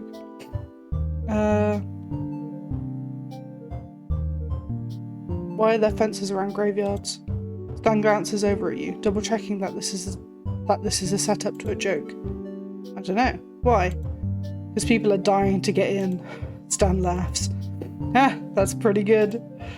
He thinks for a minute, presumably to come up with a joke of his own. Alright, a blonde walks into a bank in New York City. Oh no, this isn't going to be one of those awful blondes are dumb jokes, is it? He levels a withering look on you. Can I tell the joke? I don't know. Can you? You grin with your lower lip caught between your teeth, clearly joking, and he chuckles. Anyways, Blonde walks into a bank in New York. She goes up to the bank manager and she says, "I'd like to take out a loan for $5,000. I'm taking a vacation overseas." A car passes you on the highway, going 20 over the speed limit, and Stan swears and then stifles it. Yeesh, night drivers. So the bank manager goes, "Well, miss, do you have collateral?" "We need collateral for that kind of loan." And she nods, and she says she does. She takes the bank manager out to the parking lot where she's got a £50,000 Ferrari waiting, and she says, "This is my car. You can hold on to it until I pay back my loan." Stan continues, glancing over at you and trying to suppress a smile. The bank manager's confused, but he figures if the lady doesn't pay, he's going to have a nice new Ferrari in his garage, so he agrees. A sign for an exit ahead points off to the right, the text reading Country Road 328, and Stan takes it off the highway. So he gives the blonde her 5 Gs, she hands him the keys to her car, and she heads off to Europe. A month later, she shows back up at the bank with 5 Gs, and the interest for the loan, which figures out to be about $15. Stan continues down an unlit gravel road, the headlights casting spooky shadows through the trees. The bank manager takes the repayment for the loan and the interest, and has one of his employees bring the car out in front of the bank for the blonde. Out ahead on the road, a deer turns its face to the car, then leaps across the road to disappear into the woods. Just before she leaves, the bank manager stops the blonde and says, "Lady, I'm real confused here. You're clearly loaded enough to afford this car, and you pay back the loan and then some. Why take out the loan if you're so rich?" And the lady turns to him and runs a hand through her hair and says, "Where else can I park my car in New York City for 2 weeks for only $15? You know what, I like that. You burst into wild laughter and he laughs along with you. Alright, I take it back, that was the best blonde joke I've ever heard in my life. Just as you finish speaking, Stan pulls off to the side of the road and the engine dies. As you step out of the car, the unearthly silence of the woods envelops the two of you. Out in the woods ahead, you see a single bright light. Is this the place? Just about. You follow him back towards the trunk, which he opens quietly and slowly, frowning as it squeaks. What are we doing here? You might not guess it looking at me, but I got a thing. The two of you stare at each other for a moment, and he looks a little nervous. For art. Really? Me too! He brightens, smiling in the dim haze of the trunk light. Well, this chump up this hill here has won by this artist, Gustav Kluneng.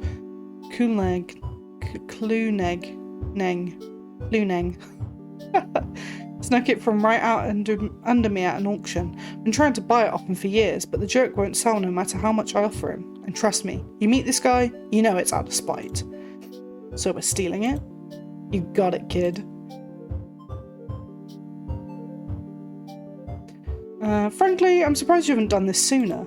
Stan laughs quietly, fishing around in the duffel bag for you don't know what.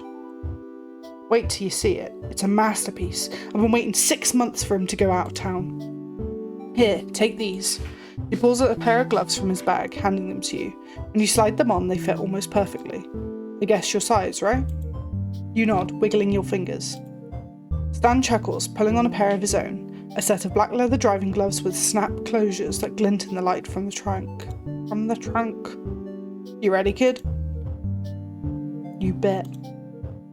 Stan tucks a few things into his inner pockets of his jacket, and you can't see in the low light. God, sorry.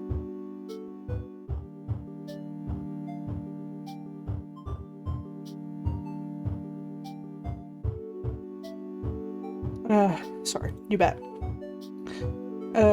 Stan tucks a few things into the inner pockets of his jacket that you can't see in the low light, and with the trunk shut just as quietly as it was opened, you follow him up into the woods towards the distant light. As you near it, a porch takes shape within the light's glow. Behind it, the dark shape of the house sits in an even darker woods. Stan leads you past the front porch and around the corner of the house to a set of stairs that appears to lead into a basement. This is my favourite part. He withdraws a small black shape from his pocket and something that looks like it might be a pen. The pen-shaped thing turns out to be a small flashlight, and he holds it in his teeth as he opens the black case to reveal a set of lock-picking tools. You're a lucky person, kid. You get to see the artist in action. He gets to work inserting one tool in and wiggling it down to the bottom of the keyhole, then pulling out another and poking the innards of the lock with it. You glance around in the darkness as he works, half expecting to get caught before you get anywhere, but then the lock clicks and Stan stands, opening the door for you with a flourish. That was cool. That was so cool! He beams with pride and you smile politely as you step through the door in front of him. The basement is unlit. It smells like dust and mildew, with the air sour with wet, dirt and mould. Stan moves past you in the dark, his little pen flashlight still lit, and leads you through a cobwebby laundry room and towards a door across from the bottom of a set of rickety wooden stairs. Wait till you see this, kid. He picks the lock of the door just as quickly as he picked the last, and the door creaks open into a dark room with odd flooring barely lit by Stan's flashlight. Stan goes first, and as you follow him in, he hits a light switch, revealing a beautifully designed gallery with plush scarlet carpets and gleaming wood panelling full of paintings of sad clowns. Stan looks more excited than you've seen him yet. His arms crossed over his chest and a warm smile on his face. Can you believe that hillbilly chump has a collection like this? You shake your head slowly, still looking around the room with wide eyes. Someday, all of these are going to be mine. Come on, I'll show you the one we're here to get. You follow him to the back of the room and he stops in front of a large painting of a clown with bright red lips and blue circles on his cheeks. His eyes outlined in black with comically large eyelashes painted onto his eyelids. His neck ruffs droop sadly, and his costume is dingy and worn. What do you think? I mean, they are pretty beautiful pieces of art. You really like this kind of thing? No kidding? Stan's voice is edged with hope. They're all beautifully done. It's nice to meet somebody who really appreciates these like I do. Excellent, especially as an art piece. Well, why not? This is a masterpiece. The way the artist has captured his pain, the way the framing makes him look small and pitiful even though it takes up most of the canvas. The juxtaposition of the inherent joy of clowning and the anguish this man clearly feels is what makes this kind of painting really special. Well, let's get this thing off the wall and out of here. As he works to get the clowning down off the wall, you wander the room looking at the other paintings. As you look over a portrait of a mime with dirt on his white and black striped shirt, you're suddenly grabbed by your shoulders. Boo! Ah! You scream, eyes shut in fear as you throw a weak karate chop at the source of the noise, making an unimpressive contact with something solid and muscular. After a moment's panic, you squeeze whatever the thing is with your hands and open your eyes, finding... Ha! Was that supposed to hurt me? Stan's arm and shoulder. Boy, he's really packing some heat in there. Wow! He laughs, apparently very pleased with himself for scaring the absolute life out of you. You need those boxing tips even more than I thought. You couldn't defend yourself from a fly with moves like that. You laugh shakily, and then it's then you realise you're still feeling up Stan's arm. Oh, sorry about that. You pull your hand away a bit too fast and he chuckles, blushing all the way up to his ears. Oh, look at him! No problem, kid. Come here, Stan. Screenshot. Oh no, was my mouse in it? Oh well. He clears his throat, and the silence between you begins to grow awkward before it's interrupted. Upstairs, in what is supposed to be an empty house, you hear footsteps crossing towards the door to the basement. This music. Stan apparently hears them too, a sudden series of expressions crossing his face from shock to confusion to terror, and finally setting on indignation. He quickly takes you by the arm, whispering harshly in your ear as he drags you towards the entrance of the clown room. As soon as he comes in here, shut the door and I'll shove these boxes in front. You nod, and just as a line of light from the top of the stairs blooms into a wide swath, you and Stan duck behind a wall near the door to freedom, one corner of the stolen painting poking you uncomfortably in the ribs. Who's down there? Slippered feet come down the wooden steps ahead of you, and when the owner notices the light on, he holds something long and gun-shaped out in front of himself. Pines, if that's you, I swear to God, I'm really going to shoot you this time. Gun-shaped. Gun-shaped. Gun? Stan nudges you, jabbing a thumb towards the door leading outside. He jerks his head towards it. You take a step out from behind the wall, take Stan's hand in your own, and pull him into a jog, and then a run. The two of you scrambling up the concrete steps out into the cool night air, as a voice shouts swears behind you. Stan kicks the door shut on his way out, and there's a startled yelp behind you as it makes contact with the owner of the house. There's more swearing, but you lose it behind you as you run, flashlight in one hand and Stan's hand in the other. When you reach the tree line, you part and maneuver your way through the bushes and brambles, Stan crashing through them behind you. As you run, a deafening gunshot goes off behind you, and you realise that you're being chased. Holy smokes, run for it, Keijo! The noises get louder, close enough that you can hear your pursuer swearing continually and loudly. You slow a bit, flashing your light behind you and raising the beam to find the distant but visibly enraged face of a man with a rifle in his hands. Acting on pure instinct, you fling the flashlight in the direction of the angry man and take off running again. After a moment, the man cries out, and the sound of pursuit fade with one final cry. Damn you, Pines! Stan cackles. Sounds like you hit him. You reach the Stanmobile first, sliding into the passenger seat, and Stan slips his new Swooning into the back seat before joining you in front, both of you panting and huffing. Stan hurriedly starts the engine and pulls off. At the next driveway, he does the fastest three-point turn you've ever seen in your life, and then peels off down the gravel road and screeches out into the highway. Stan's quiet for a second before letting loose into wild, triumphant laughter. I thought he was going to catch me for that time, for sure. Did a man just shoot at us? Stan nods, still chuckling and apparently pleased he didn't get it.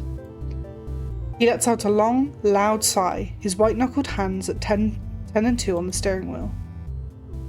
Yeah, that was... holy moly. You okay, Keijo?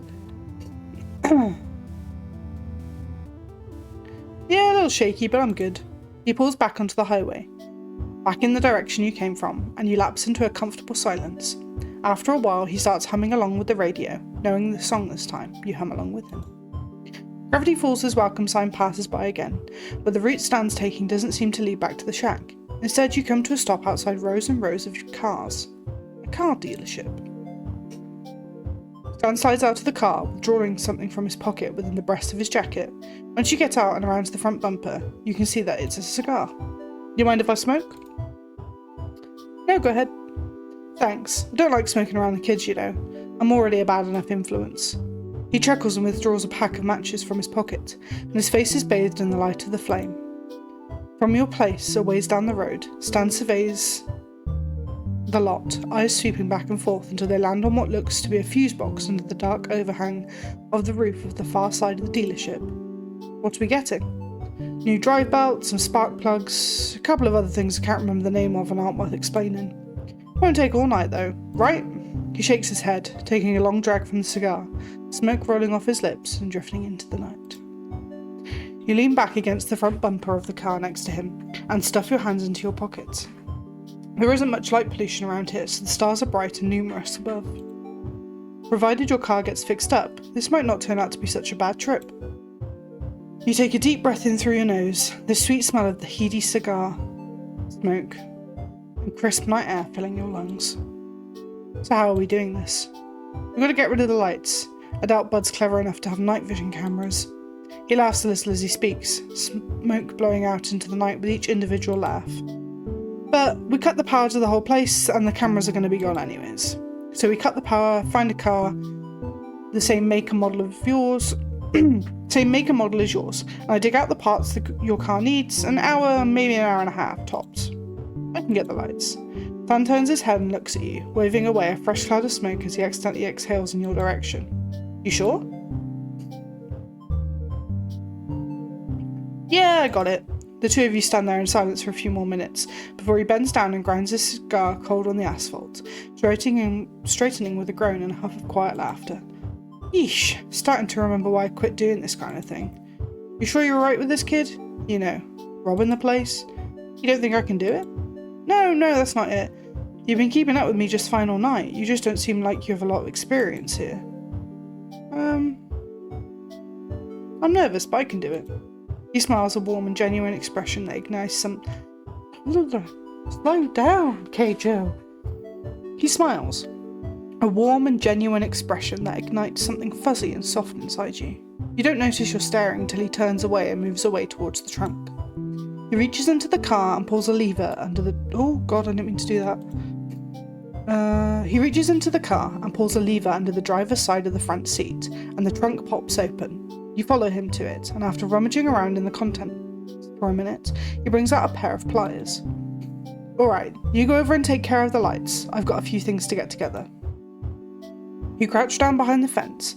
When you reach the lot, scrambling along the shadows, You crouch down behind the fence when you reach the lot, scrambling along in the shadows until you reach the dealership's main building. With a peek over the edge, you see that the wall of the building is cast in shadow from a poorly placed streetlight. After another peek, and you spot a car, the same make as yours, off to the back of the lot, near a sign that says, "Discount section, big deals." It takes an embarrassing amount of effort to get over the fence, but you manage it and press yourself flat against the wall, inching towards the fuse box. It's locked, but you pry it open with the pliers and look over what's inside. A bunch of switches, some wires,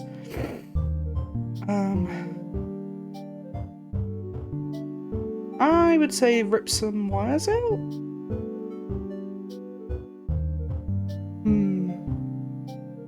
Might have to save here, because I've got no clue. Rip some wires out. Not the most elegant job, but you realise after you've done it that it was not the most elegant job. And you realise after you've done it that you're glad you're still wearing the gloves Stan gave you from earlier, in case what you did was dangerous. The lights, however, remain unchanged. Flip the biggest switch. Are you fucking kidding me? With your face pinched in concentration, you push the biggest switch in the opposite direction, and the entire property goes dark. You slip the tools into your back pocket and take a look around to make sure the power's out. With a satisfied nod, you feel your way into the parking lot, knocking your shins on 3 separate cars before you figure you should probably just stop and wait for Stan. "Where you at, kid?" His voice isn't far away, but he isn't close either. You feel your way around an SUV, then a sedan? The gravel in the parking lot crunches under your feet, and you reflectively stare down at the ground ahead of you as your eyes slowly adjust to the darkness. Out ahead of you, a flashlight turns on and scans the lot until it finds you. "Found you!" He sounds amused, probably at the way you're standing with your arms spread wide over the sleek modern sports car. Getting familiar with the merchandise, yeah? You give the car an awkward pat and make your way towards the building of flashlight's beam. Just good job. You see anything the same make and model? No. You see anything the same make as yours before you shut the lights off? Yeah, there's one in the back at the discount section. Kind of insulting now that you think about it, actually. He hands you the flashlight when you reach him, and you start slowly back towards the discount cars. Discount. Your car is... It's a classic. It's usually extremely reliable. To be perfectly honest, it's not even your fault that it's in the state that it's in. It was Ford and his whatever it is. You're deep in salty thoughts when hands suddenly grip your ribs on either side. Gotcha! Ah! You scream and throw back an elbow at whatever's got a hold of you, and you hear Stan yelp and fall into a clatter of kicked gravel and metal clanging together. He scared you. Again. Oh wow, I really got you that time. Holy smokes, kid. You turn the flashlight to where you heard him fall, and you find him with a hand cupped over his face. Blood dribbling out from between his gloved fingers. Oh my god, I elbowed him in the nose! Yeah, I deserved that one. Oh shit, I'm really sorry. No, I'll be alright, just help me up.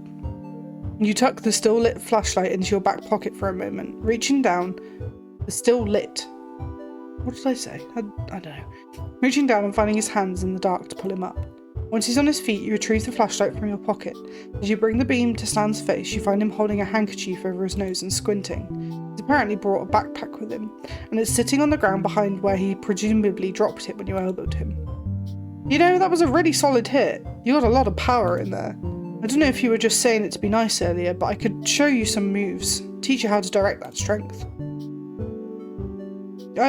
Yeah, that sounds fun.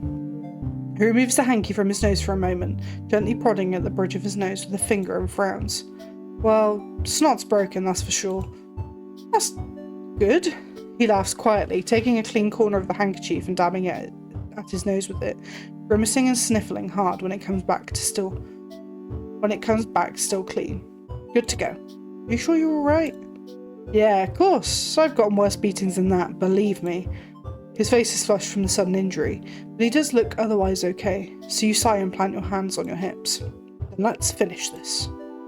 He reaches out towards you, then catches a glimpse of blood and reconsiders wiping his gloves clean as he can with his He reaches out towards you, then catches a glimpse of the blood and reconsiders, wiping his gloves as clean as he can with the hanky.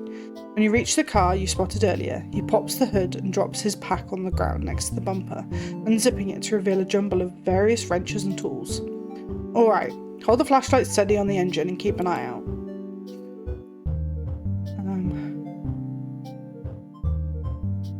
Keep a lookout. It doesn't take long for him to find what he needs for your car, shutting the hood and setting his pack on it as he stuffs parts into it. That was quick. Nah, the parts you needed are easy to find, just takes the right... Hey, what's going on over there? That you, bud? The beam of flashlight finds you both, and Stan turns around quickly, leaving the bag behind himself on the hood. Yeah? Hines? What the heck happened to your face? And what are you doing here at... Hey, are you stealing parts again? No?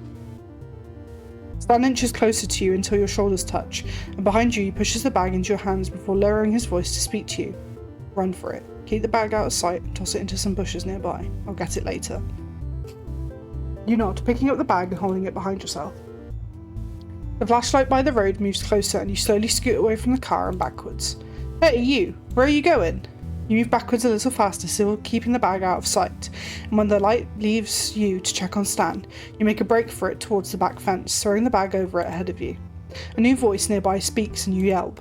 Hey, where are you going, burglar? You're under arrest for... burglary. There's a shout from Stan behind you, then a heavy thud, and one of the car alarms starts squealing. You're so surprised by the alarm that the second cop gets his hand around your wrists and slaps a pair of handcuffs on you. You better quit your squirming there, buddy. We caught you fair and square. Come on, blubs. I saved the town from an interdimensional demon. Give me a break. Sorry, Stan. We've got a job to do. Stan grumbles quietly, and the man behind you leads you towards the road behind Stan and Blubs, who's now got him in handcuffs. Oh god, sorry.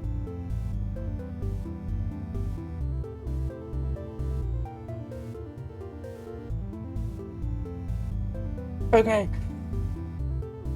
You need to get out of this. But how? You look for the cop's gun, try and grab something off his belt that's a little less dangerous. Quick save. You close the space between you and the cot behind you. Once something moves between your fingers, you grab it, bringing back, well, you're not sure what it is, but it feels like it's cold and metal, so you slip it into your back pocket. Sorry. Oh, shoot, Derland. We don't have the cruiser. Me and my ideas for romantic strolls in the moonlight. Well, why don't we just commandeer Stan's car? Wait, did he not say commandeer? Did he say commander? Well, why don't we just commander Stan's car? Do you mean commandeer? I don't know. Edwin Derland, you are an absolute delight, and I cherish having you as my life partner. Derland giggles behind you, and Blubbs giggles with them. The two of them push you and Stan into the back seat of his car, crowding you with the cluening. Stan grips it protectively, muttering under his breath about the fuzz. He's quiet for most of the ride, only speaking up once. You okay, Kojo?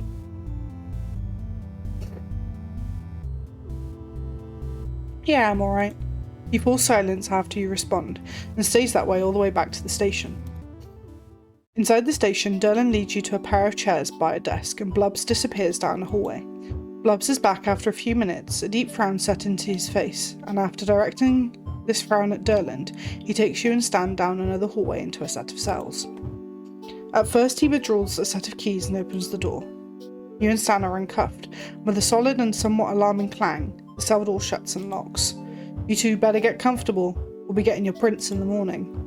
Stan grumbles, settling down onto one of the provided bunk beds, and you sit down on the one next to it, facing him. He peels off his gloves, tucking them inside out and into his pocket, and fiddles with a loose thread on the thin wool blanket of the bunk bed. Through the door at the end of the hallway, you hear Derland say something about fancy black finger paints to Blubbs. Here in the bright fluorescent lights, you can see that he still has a bit of blood smeared under his nose and on his chin, and you feel a flush of embarrassment when you remember that you're the one who did that to him.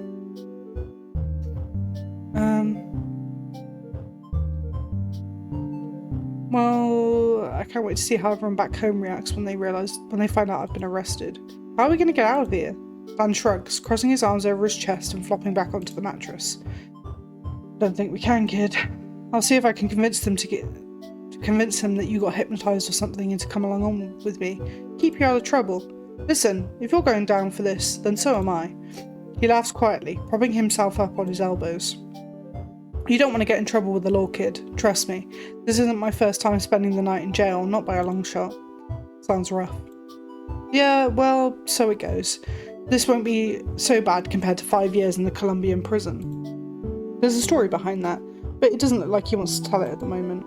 Anyway, the only way we're getting out of here is with the keys. Then we could just slip out the window or something. You think for a moment, stuffing your hands in your pockets and suddenly remembering the thing you grabbed off the second cop, Derland.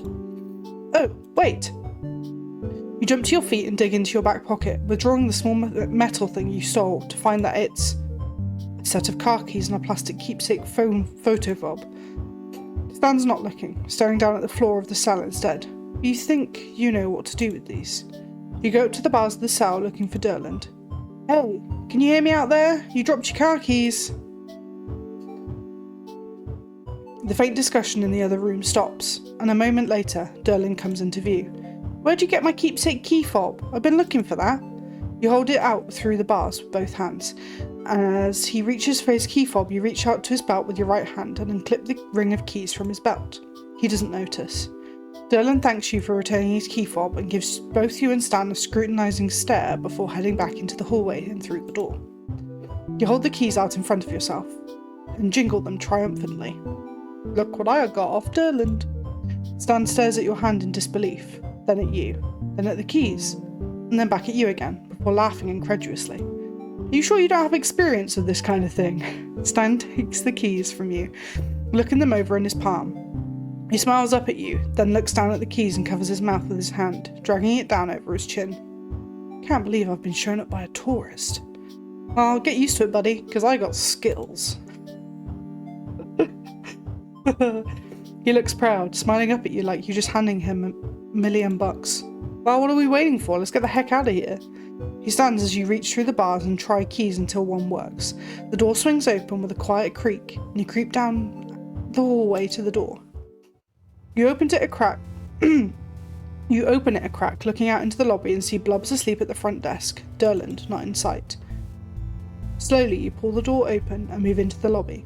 Stan taps your shoulder and whispers low, "We've got to get my keys. You see him anywhere?" You glance around and spot them next to where Blubs is asleep, drool pooling on the table. Shoot!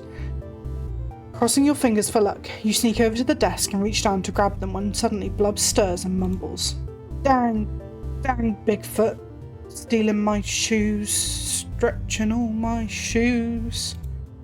Stan snorts behind you, and you manage to suppress a laugh as you pluck the keys away. "Wait, hold on." Stan disappears into another room, and you're stunned, wondering what the hell he could be doing right now that's more important than escaping. Before you have the chance to call him something you might regret later, he reappears in the doorway with a troublesome clown painting under his arm. "Seriously? Duh. Alright, let's roll." Stepping out with only a click of the station door closing behind you, you and Stan climb into his car and escape into the night.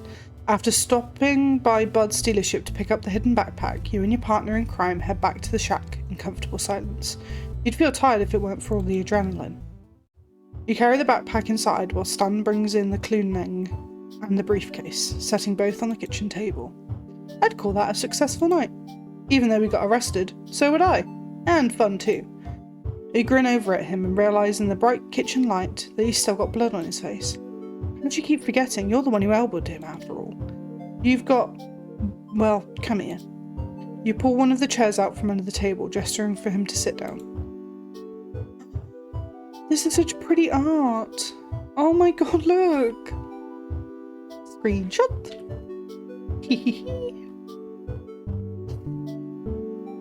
He looks a little wary, but obeys, the chair's ancient metal frame creaking under his weight. You grab a couple paper towels, turning on the faucet in the sink and wetting them.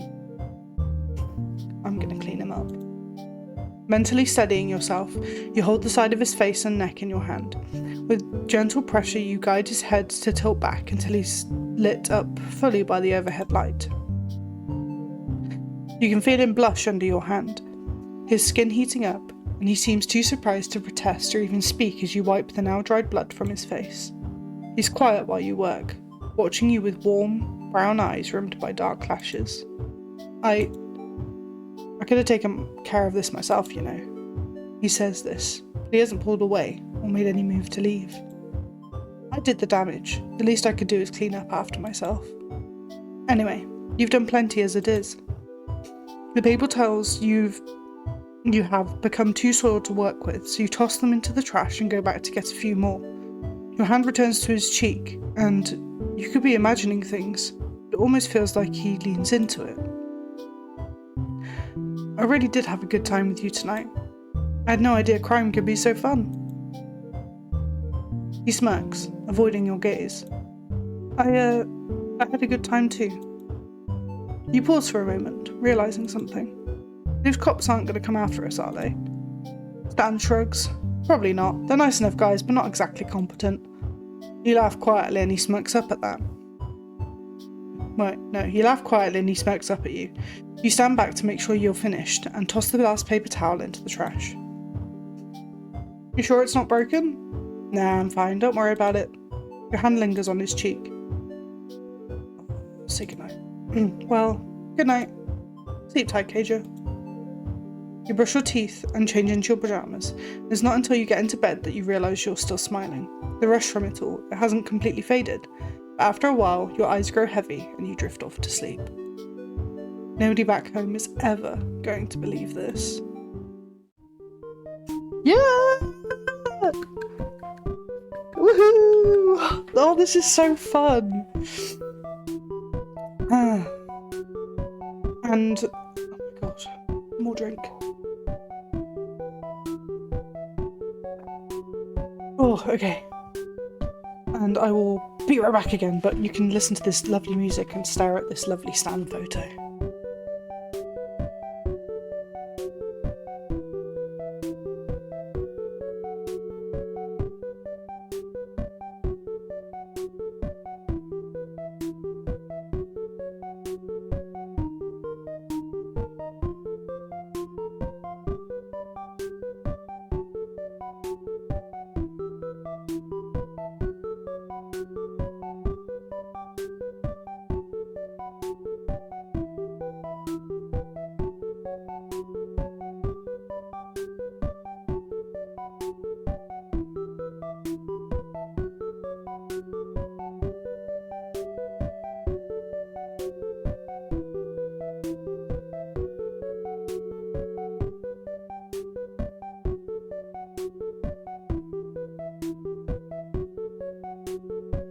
Okay, I'm back. Another drink.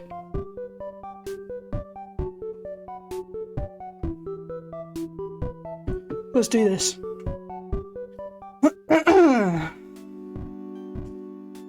Someone thumps their fist on the storage room door, stirring you from sleep with a jolt and a thud as you fall off the mattress.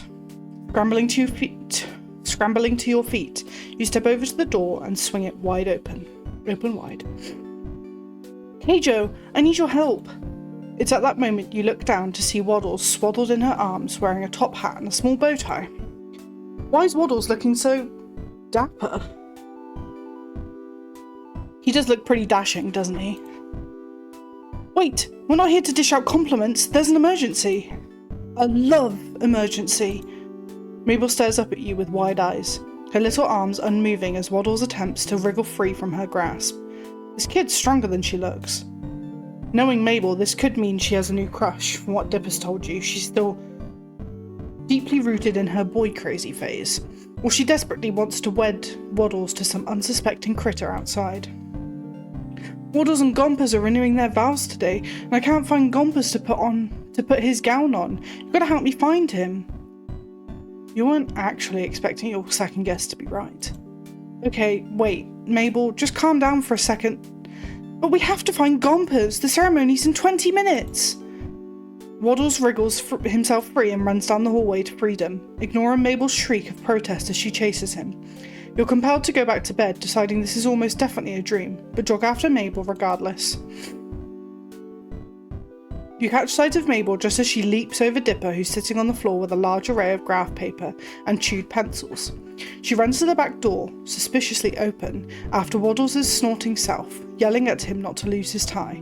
What? Mabel, what's going on? Waddles, wedding, Gompers? You're a little out of breath. Mabel's fast. Dipper smacks a hand to his forehead, dragging it down his face dramatically. Of course, she told me they're renewing vows or something. They got married last summer, but she misses the pizzazz of weddings. Dipper looks nonplussed, but you can tell he's at least a little invested. Are you going to help her with whatever that was? I don't even know what's going on. Yeah, that's Mabel for you, but it's her thing, I guess. There's a moment of silence. I'll help if you do. Thanks, Dipper. And with that, you run past him, Dipper's stutters of surprise growing fainter as you head outside. Mabel's already a ways away when you burst into the shack's backyard. Fortunately, Stan and Ford are nowhere in sight. You're not sure what you'd think of them finding you searching for a goat bride as Mabel calls out to lure Gompers home. Come on, Gompers, I already booked the second honeymoon and the caterers are going to be mad. Runaway brides are so cliche. She's seriously invested in this farm critter marriage. That, or she's watched way too many dramatic romance movies. Or both. Gompers, come on, goat pal, where are you?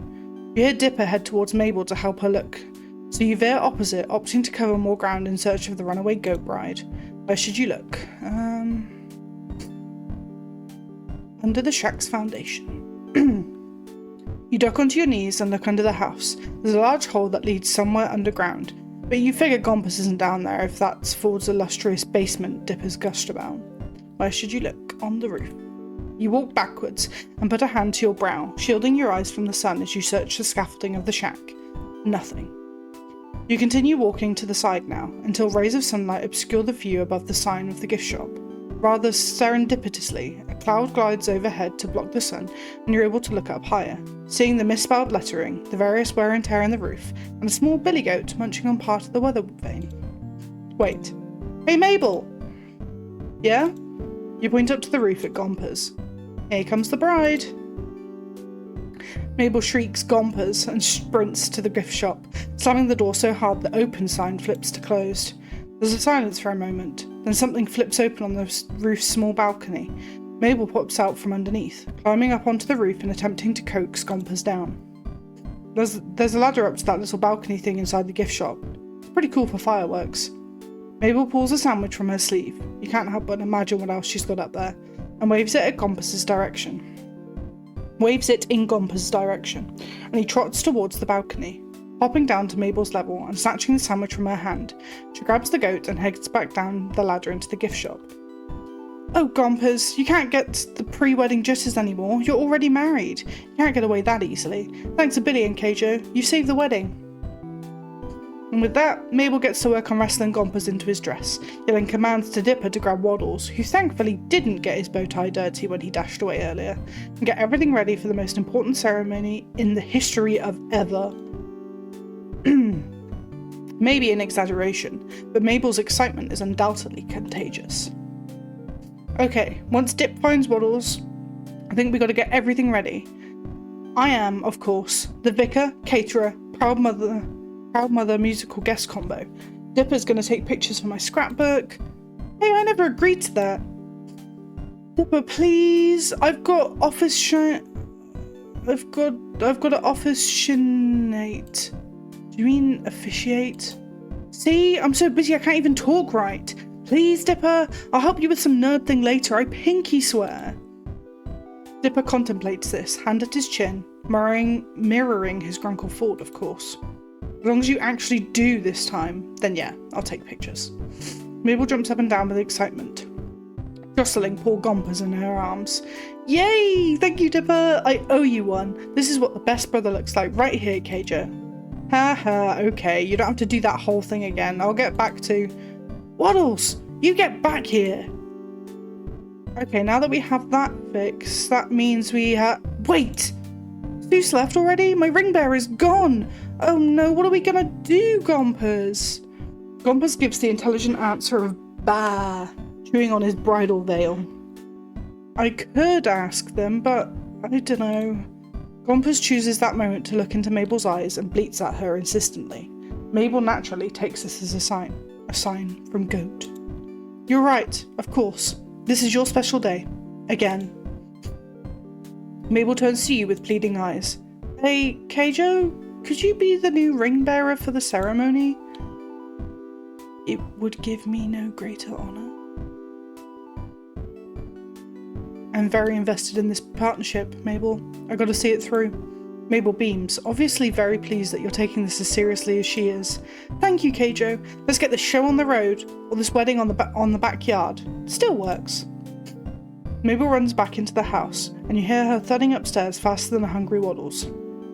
Gompas, thankfully, still occupied by the half a sandwich Mabel taunted him with, stays put. She comes back soon after with a fluffy purple pillow and 2 clear sticks. After snapping the sticks in half, glow sticks. They're glow sticks. She calls them into small bracelet-sized rings. They are so much more fun than rings. Plus, Waddles can put it on his tail to look super handsome. Waddles oinks in agreement. In his mad dash out of the house, he's lost his top hat. Hold your hands out, palms up, and get down so you're not as tall. They can't put the rings on each other if you're way up there. She's got a point. You duck to your knees in the dirt, and Mabel turns your hands palm up, reverently placing the pillow and the glow stick rings atop them. Okay, Mabel, I'm here with the camera for... Keijo, why are you on the ground? You gesture to the happy couple with a wide arc of your arm. They needed a ring bearer. Well, I guess they do. Mabel nods, small hands on her hips. She looks over the wedding scene and mumbles to herself, checking things off her mental list. Okay, I think we... Wait! I forgot the flower petals! I'll be right back. And she's gone again, leaving you alone with a pig groom, a goat bride, the 2 glow stick bands of matrimony. Goatrimony. That kind of works. You decide not to crack that pun on Dipper, who's examining his disposable camera. He pops the back open and sighs, smacking a hand to his forehead. This one's out of film. It must have been the one Mabel used at Candy's party. He looks up at you and shrugs. I'll go get one of my spares. Make sure these 2 don't get away. Don't go anywhere, or Mabel will... Well, you know Mabel. You haven't known Mabel as long as Dipper has, but you understand immediately. You're left alone in the backyard with a groom's pig, a bride goat, 2 glow sticks, and a broken disposable camera. While you'd love to say you've absolutely been in this situation before, you unfortunately have not. I am really very happy for you both, Waddles and, Gompas. Both animals turn to you, nonchalant to the current state of events. But I can't believe Mabel forgot the flower petals. Jeez. Just as you go to continue the one-sided conversation between human, goat and pig, you hear two voices coming around from the house. Two very familiar voices. Listen, Sixer, if you hadn't gone off about that wobbly junker, Gobblewonker Stanley, Stipper really never told you, then you wouldn't have freaked out the kid at the store we needed. Then you wouldn't have freaked out the kid at the store we needed, and we'd have, oh, I don't know, the stuff to fix my house after you got a car stuck in it? It's still my house, and besides, if he was a fisherman, he needed to know. Both Stan and Ford round the corner to find you sitting on your heels next to Waddles and Gompers, brandishing a pillow and glow sticks in the dirt. The three of you stare at each other in silence. This is rather unfortunate. Mabel needed a ring bearer for the wedding. It's at that moment that Mabel kicks down the back door, runs to your side and throws rose petals atop your head. Ta-da! You blow a rose petal off the tip of your nose and grin at Mabel. I think our bride and groom are ready to renew their vows, don't you? Mabel nods emphatically at you before turning to her grunkles, lighting up a 100-watt smile. Yes! Grunkle Stan, Grunkle Ford, you guys got back just in time! And just like that, Mabel pushes Stan and Ford towards you and tugs their hands so they sit across from you. Stan complains about his knees, and Ford asks Dipper exactly why the pig and the goat are betrothed. Fits with what you know about the both at this point. Mabel makes her way with the wedding. Mabel makes way with the wedding, and you sit cross-legged, the pillow and glow stick rings on your lap. Every so often, Mabel stifles a theatrical stop, wiping a very real tear from her eye before she turns to you for the rings. Oh, Mabel, how should the betrothed, wear their rings since they don't have ring fingers? Just put them on where you think they fits best. Okay. On their heads like small glowy tiaras, one round one goat horn and Waddles' tail. You get up and promptly crouch down in front of Waddles and Gompers, playing your ring bearer part very seriously. A glow stick ring goes onto one of Gompers' horns, and you place the other on Waddles' rear, hanging off his curlicue tail? I now pronounce you husband and husband. Again! You may now kiss the goat? Waddles sniffs at Gompers and snorts. That definitely counts. Dipper reappears with a new camera, and Mabel throws more rose petals at him. A few get stuck to his fluffy hat and he rolls his eyes, but retaliates by taking a very close-up picture with the flash temporarily blinding her. Hey, save the film for the renewedly weds. I need plenty of pictures for my scrapbook. You owe me a new camera for this, Mabel. He sounds annoyed, but his fond sibling smiles, gives him away, and he starts taking pictures of the happy couple, getting odd angles as Mabel pushes them into silly poses. You step away from the scene and go back to head into the house. Being a ring bearer is thirsty work, but Stan and Ford stop you before you make it to the door. Hey, Keijo, thanks for playing along with Mabel with the whole wedding thing. We're both glad you're willing to entertain her whenever we're gone. She didn't, make you do it, did she? Oh, she didn't. She needed a ring bearer, so I stepped up to help. Stan and Ford arch matching brows at you. I'm very invested in the marriage of a goat and a pig, you know. The three of you laugh and Stan pats your shoulder. Ford gives you a warm smile. Well, I'm glad you're as into all that as she is. Thank you for that. Yeah, kid. It's nice of you to be, nice to her, you know? Stan clears his throat awkwardly. Awkwardly rubbing the back of his neck. Thanks for playing with Mabel in her weird wedding thing. Looks like she likes you. It's not hard, but still. He gives you a genuinely grateful smile, and you easily return. It's no problem, really. I'm happy to keep her and Dippy happy whenever I can. Stan nods at you, pink in his cheeks before going past you and heading into the house. You swear you see Ford give him a funny look, but you could just be imagining it. Hey Keijo, you're gonna miss the party. We got popsicles. I call the red ones. Pineapple ones are mine. I call dibs. But the pineapple ones are the best ones! Mabel and Stan wrestle over a yellow popsicle while Dipper contentedly unwraps a red one, holding it above his head and out of Gompus's way. Ford gingerly picks out a purple ice pop and leaves the ice chest open for you to grab one as well. While Stan and Mabel aren't looking, you hide the pineapple popsicles at the bottom of the chest. Dipper sees and starts laughing, but doesn't tell. They're a strange bunch, these two sets of Pines twins. They're a strange bunch, these two sets of Pines twins, but they're certainly making your summer a lot more exciting as your stay at the Mystery Shack continues, your wreck of a car sitting outside in the heat of the setting sun. That was a nice one.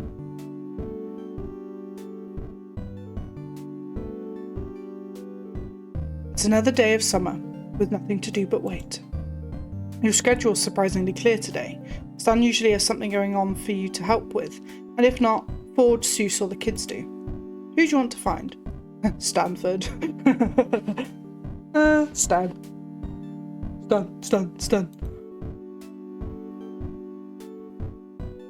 You pass through the living room, and Mabel spots you from her seat at the table. Keijo, I was hoping I'd see you. Come on, I want to ask you something. Mabel points down at the table with a raspberry pink coloured pencil. Her art supplies scattered across the table. Lie across various sheets of paper with brightly coloured doodles and lots of glitter. You see a drawing that looks like a cross between Barney and Godzilla, a page full of puppies, and a page with a drawing that kind of looks like you with... Is that Ford or Stan? Mabel's not finished with it yet, but the telltale jawline gives it away. You sit down at the table across from Mabel, and suddenly get the same feeling you'd get at a job interview. It's intensified when she pushes her organised chaos of papers aside and steeples her fingers over the table's surface. Keijo, I'll be frank. I've been trying to find a match for my grunkles for a while, but I never seem to get their matches made. Sorry, a match? But then, it's like you were pulled from thin air, attracted to the shack by a magnet of love. It was a sign, and this week just made the chemistry you share with him obvious. You know who I'm talking about, right? Stan. Exactly. Grunkle Stan says he's not looking for love anymore, but I think he says that after every rejection. He's a romantic deep down, I can feel it. And you know what they say, even if you're not looking for it, love will find you no matter what. Love? That's a jump to say. That's a jump, to say the least. Well, you've certainly had enough time to form your opinion of Stan, and it's shifted and changed with every additional minute. He's got his own fair share of mysteries, and damn it, you're curious. There's plenty of potential there, I can see it in your face. You know what would really get this chemistry going? Talking to him? What? No, I'm thinking of something more romantic. Hold on, I'm getting an idea. I'll get everything ready. Keijo, you just focus on falling completely and utterly in love. Matchmaker Mabel is back in the game. Just as you exit the talk with Mabel, you run into Dipper right outside the living room. And it doesn't seem like an accident either. His arms are crossed and he's looking at you, dubiously. So I heard about Mabel's plan. How do you... I just left the room! Yeah, well, word travels fast. And Mabel sends out massive update texts. His defensive posture softens a bit. Just tell me one thing. I know my grunkles can look after themselves, but can you promise me you won't hurt my grunkle Stan? Oh! You can trust me. Okay, Keijo, I'm remembering that.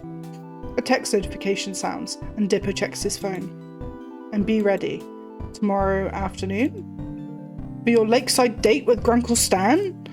Ugh, this feels awkward enough. No offense, Keijo. It's just my Grunkle Stan is actually going on a date? Do all people even date? Kind of hard to wrap my head around. I hope Mabel doesn't ask me for my help tomorrow. I mean, I have enough trouble trying to date for myself. Mabel calls down from upstairs. Hey, Dip Top! I'm gonna need your help tomorrow. Well, never mind.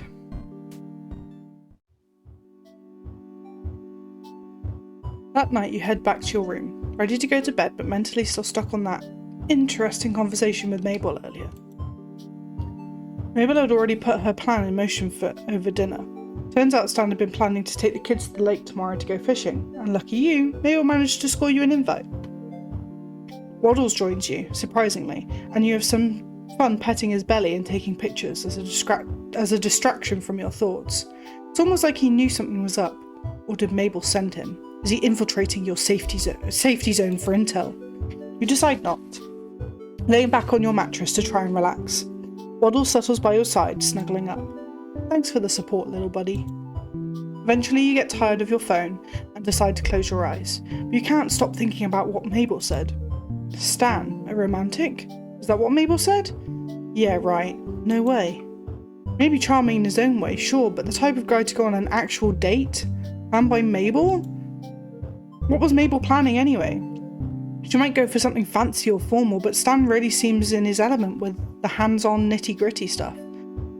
Hopefully calling it a date won't ruin the natural thing you have going. Your eyes finally close for good. Feeling weighed down and heavy, you give Waddles a pat while you still can before slipping into unconsciousness. Interesting. You slip out of a dream and back into your room in real life. The sky is light outside, and groggily, you feel regret as you realise Waddles' comforting weight isn't there anymore. No! Wait, that's not what you're regretting. You're regretting the end of what feels like was a really good dream. Stan had taken you with him to the lake, you think, and somehow ended up in the water. Sunlight streamed down on him as he grinned at you, his white shirt sticking wet to skin. That'd be a date, alright, but it's the last thing you're expecting from today. Laughing quietly at yourself, you glance at the clock to see it's time to get ready for the day anyway. A little while later, you're dressed for a day at the lake, meaning dressed for a regular day of summer. You're not sure what to expect, so you kept it casual. You would have eaten breakfast with Stan and the kids, but you were barred from the kitchen by Mabel, who was shielding you from a surprise. Instead, you were handed a slice of toast, topped with an oddly cheerful sunny-side-up egg, and waved outside. Now that you're out in the sunlight, you can see that Mabel stuck a smiley face sticker on top of the egg. You peel it off with a shrug and dig in. Leaning against the scarlet door of the El Diablo, you stare up at the totem pole outside the shack, thinking how it both stands out and fits perfectly in with the shack's aesthetic.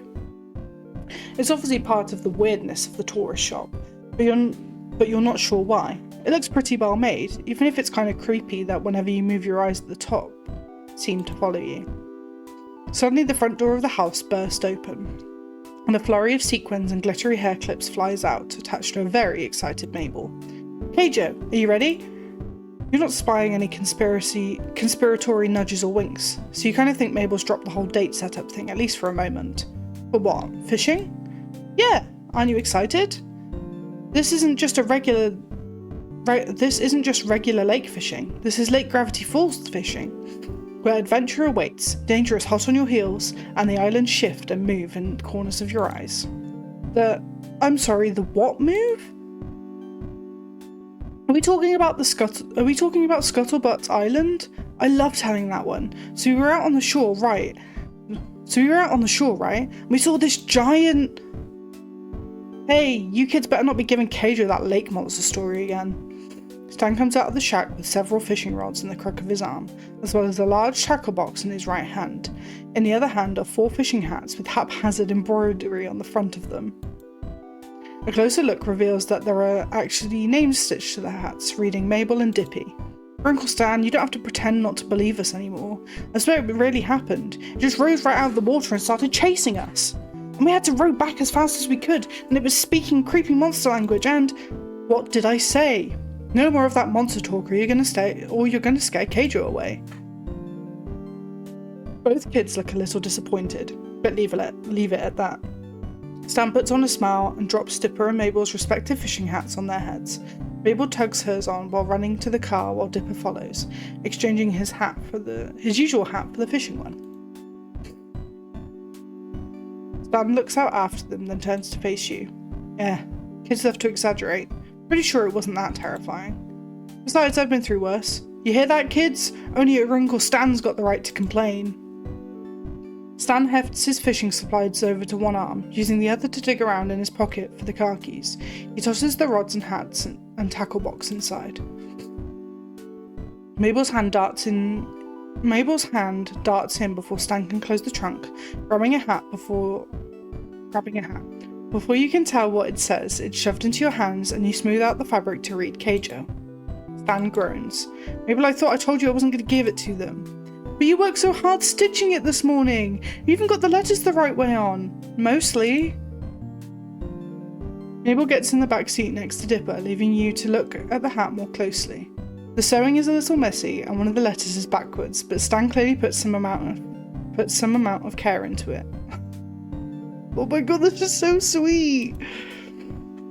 Speaking of Stan, he's staring at the hat Mabel shoved at you, thinking of something to say. Did you really make this for me? Stan scratches the back of his head and shrugs a little. Yeah, Mabel wouldn't let me leave until I made you one, but it was nicer if all of us had matching hats or something. Immediately put the hat on, put the hat in your pocket for later, put the hat back in the trunk for never. Immediately put the hat on. You put it on and beam at Stan. He doesn't respond, just reaching up and closes the trunk. You see how he almost looks too privately pleased to give comment. Come on, let's get to the lake before all those tourists take the good parking spots. The parking lot is far less packed than Stan made it out to be. The weather brought out the true fishing fanatics, and you recognise a few customers from the Shack's gift shop milling about. There are a couple of clouds out, but the sunshine is warm against your skin as you step out the car, and you shield your eyes from the light as you look out over the lake. A few boats bobbing up and down in the blue-grey water sport telltale signs of fellow fishers, with poles sticking out over the boat's edge. But some people are just relaxing in the water. Families sit on beach towels and sunbathe. And you spot a couple of kids standing in line for a hot dog stand. For a small town, this place is pretty lively. Mabel and Dipper run out to shore, where a splash from Mabel soon devolves the moment into a contest of who can splash who worst. You grin at them and their laughter, but a quiet grunt from behind you catches your attention. Left to get everything out the trunk, Stan struggles to get the fishing equipment out without dropping anything. Offer to help him carry poles. Hey, need some help? Stan glances up at you. It's really not that much, you know. Not even a couple of poles? Stan considers this for a moment, then hands you 2 of the 4 fishing poles. Think you can hold your own? What, under the crushing weight of a couple of fishing poles? I think I can manage. You hear Mabel's voice from the distance away from the shore. Truce, hold on, I've got a phone call. You see Mabel taking out her cell phone as Dipper takes the opportunity to start wringing out parts of his shirt. Okay. I'll be there in 5. Bye, Granda. Mabel hangs up and rushes to you and Stan. Uncle Stan, I'm really, really sorry, but there's an emergency happening right now as we speak. What, is somebody dying? No, the opposite. A birthing. Granda Jr. is having a baby right now and Granda needs me there for motherly support. Uncle Stan, you gotta let me go. Stan scratches his head and frowns. I don't know, sweetie, I thought we were all going to go fishing today. Can't you hold it in? Isn't that a thing that happens? Nope, and it's not every day I get to see the wonders of iguana childbirth. Uncle Stan, please. Mabel gives him those patent Mabel puppy eyes. Stan lets out a heavy sigh, shakes his head and smiles. Alright, Pumpkin, go on. I know your friend is waiting for you. Thank you! Mabel wraps her arms around Stan's waist and gives him a strong hug, her wide grin never faltering. She then lets go and grabs Dipper's wrist before dashing off. I'm taking Dipper for moral support. Wait, I didn't agree to this. Mabel! I thought lizards hatched from eggs. Thought so too, but hell, I've seen weirder. Best not to question it, kid. Before you delve too deeply into the thought of live birthed lizards, your phone buzzes in your pocket. You pull it out and it's a text from Mabel. Hi, Keijo. I fixed you up so you got the whole day with Grunkle Stan. Have fun. Oh shoot, I gotta go. Granda says Granda is getting closer to baby time. See ya. That clever little devil. Something wrong? Nah, just Mabel saying she's going to send lots of pictures of the newborn lizard. Well, come on, let's get fishing before it gets dark out. Towards the end of the first pier, docked with only a frayed length of rope, is a sad-looking dinghy with the words Stanna War brushed on in thick black paint. You note a small rusting motor on the stern that looks as if it's going to fall apart any moment, and what looks like a hastily made patch on the side. There's no way this thing is watertight. Stan sets the 2 poles down inside, along with the tackle box tackle box and gestures to the boat. Well, there she is. A beauty, ain't she? Well, you look at Stan, then back at the boat, then back at him. It's a bit small, don't you think? Stan crosses his arms. What? You saying you got a problem with my boat? No, it's just... Compliment the man's boat. Carp capacity. Where are we going to put the massive amounts of fish we're about to catch? Stan laughs at that, his expression brightening. Ha! Optimistic. I like it. I'm going to reel in so much fish it'll be coming out of your ears, Stanley pines. Alright, hotshot. I'll hold you to that. Stan climbs down into the boat first, then offers you his hand to steady yourself as you follow him down. The boat wobbles a little, swaying dangerously away from your body, but Stan's grip is firm and you're able to get in the boat without incident. Whoa there, careful now. Wouldn't want you getting wet before we've even started. The putting's a little tricky. See, that plank has a habit of moving and tipping this boat the whole way over, and when that happens, you want to swing your weight over here. Okay, no, I'm getting out. Stan chuckles heartedly, making it clear that he was joking. In your relief, you notice that he's still holding your hand from the assist earlier. I'm just messing with you, don't worry. You're not going to get wet, toots. You're in good hands. And this isn't the only fishing vessel I own. The other one's bigger, called the Stan Award 2. Creative. Hey, I'm not joking this time, I've got pictures. Hold on, and you, quit standing, take a seat, don't want you losing your balance. You sit and watch as Stan digs out his wallet and opens it. It's so full of photos that several come free, fluttering down to the floor of the boat. As you pick them up, you see that there's pictures of Seuss, the kids, and a teenager you've been told is Wendy. This is the Stan Award 2. Stan hands you an unfolded photo which depicts him and Ford standing proudly on the deck of a comparatively larger, newer, and safer-looking vessel than the one you're in now. It's docked in a place you don't recognise, and the sky is bright, blue and cloudless. She's a resilient one, sailed all over and never let me down once. Well, until me and Ford came back to Oregon. Then poof, she sputtered out and we had to send her in for repairs. Something about sailing in extreme environments. Point is, I'm back down to the Stan Award Mark 1 over here. This old girl's got her quirks, but she's reliable. I'm guessing this one needs fixing pretty often? Yeah, just like my El Diablo. Every time it broke down, I just fixed it up again, knowing real quick what to do and what to not do under the hood. He chuckles to himself and dusts off his hands, before presenting his outstretched palm to you. You see that big scar right across my palm? I told the kids I got it fighting off a big grizzly bear. You should have seen the looks on their faces. Thought I was some kind of hero, you know? But the real story is I burnt it on the engine when I was 16. Must have thought I was hot stuff trying to change the oil whilst the car was running. Oh my god, were you alright? That must have been so painful. Oh my god, this is such a cute photo though. I'm saving this. Beep.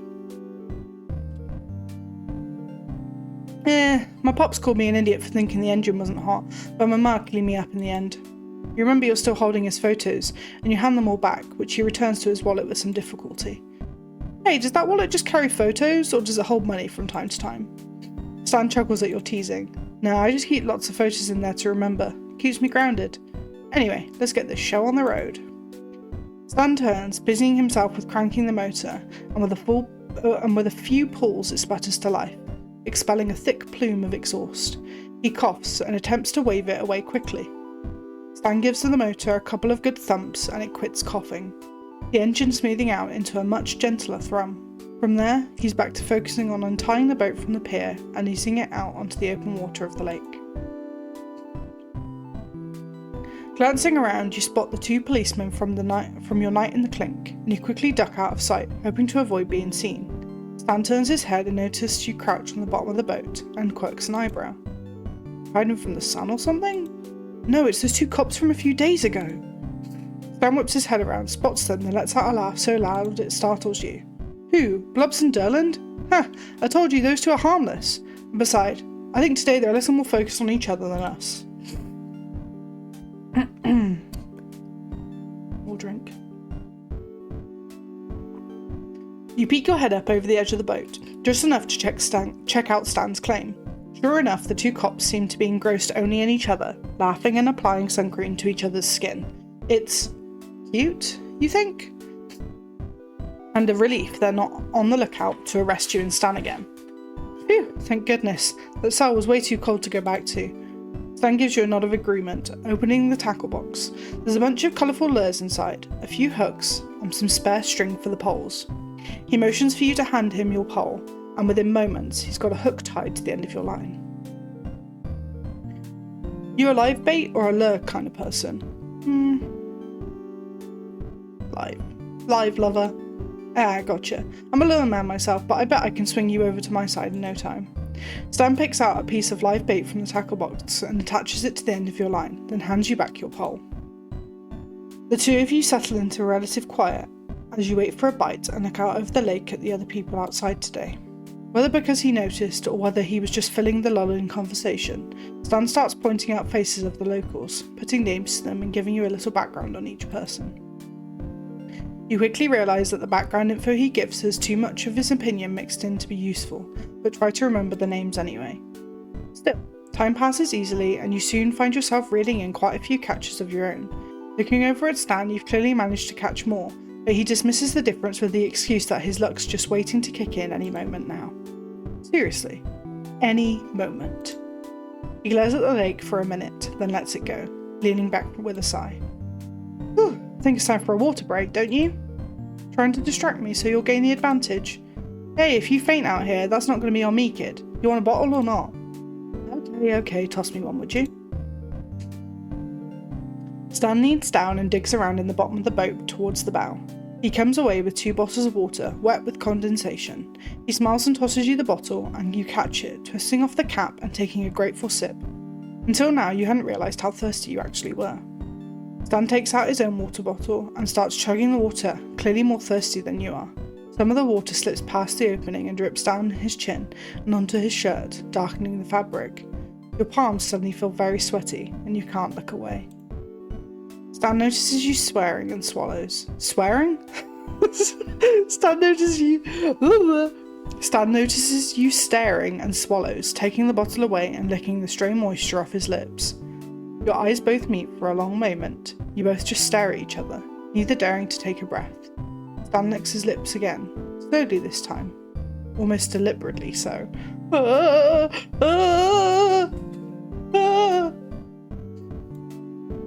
A sound of a boat motor breaks the silence, and you whip your head around just in time to see a speedboat tear past you at a speed that's definitely illegal for a lake as small as this one. You have half a mind to share a very rude gesture to the driver, but suddenly Stan is grabbing your hand and shouting, "Look out!" Because the massive wave created in the speedboat's wake is headed in your direction. It slams into the dinghy and rocks it off balance, tipping it dangerously to one side before dumping you both out into the water, fish and all. The water is cold, almost bitterly so for being in the middle of the summer, and despite surfacing nearly instantly, you're already soaked and shivering. The poles, the tackle box, the fish are long gone, and the boat floats upturned, some distance to your right. You swim over to it and grip onto the curved underbelly, gasping for air.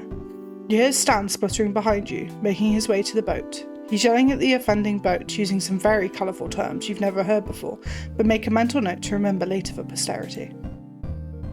Once he makes it to the Santa wall, he sags heavily against the wood, taking in deep measured breaths. He too is completely soaked, and his wet shirt clings tightly to his body. As his chest heaves, you can't help but look your fill. Then pretend to be very interested in scanning the lake for the 2 policemen when Stan looks your way. Well, that's one disaster of a fishing trip. You can say that again.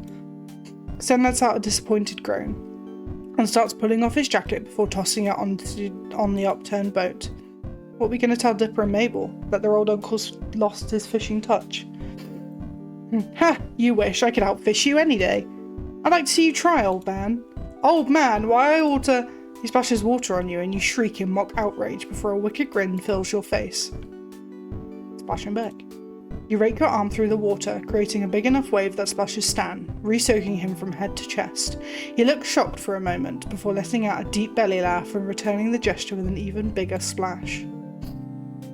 By the time Blubbs and Derlin come to rescue you, you both are so utterly soaked from the impromptu water battle that there's no way you're drying off in the sun. You and Stan exchange giddy smiles as Blubs heads back to shore, and something tells you that despite losing all your fish, you weren't going back empty-handed, and neither was Stan. The walk back to the car is slow and methodical, a relief after the adrenaline rush you just had a little while ago. Stan is wringing out his jacket, muttering under his breath something about damaging good Moroccan leather, when a sudden and violent cold chill runs through your body.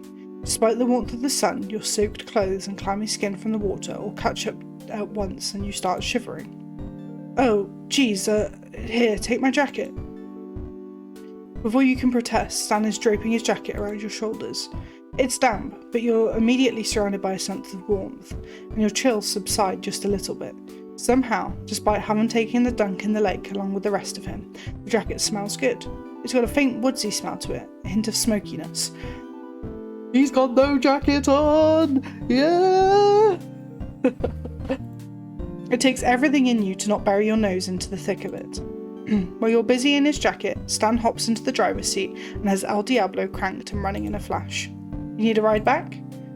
Stan, you are my ride. I know, I'm just teasing you. He reaches across the bench seat and opens the passenger door, motioning for you to come inside. Come on, let's get back to the shack. It's a lot warmer in here than out there, you know.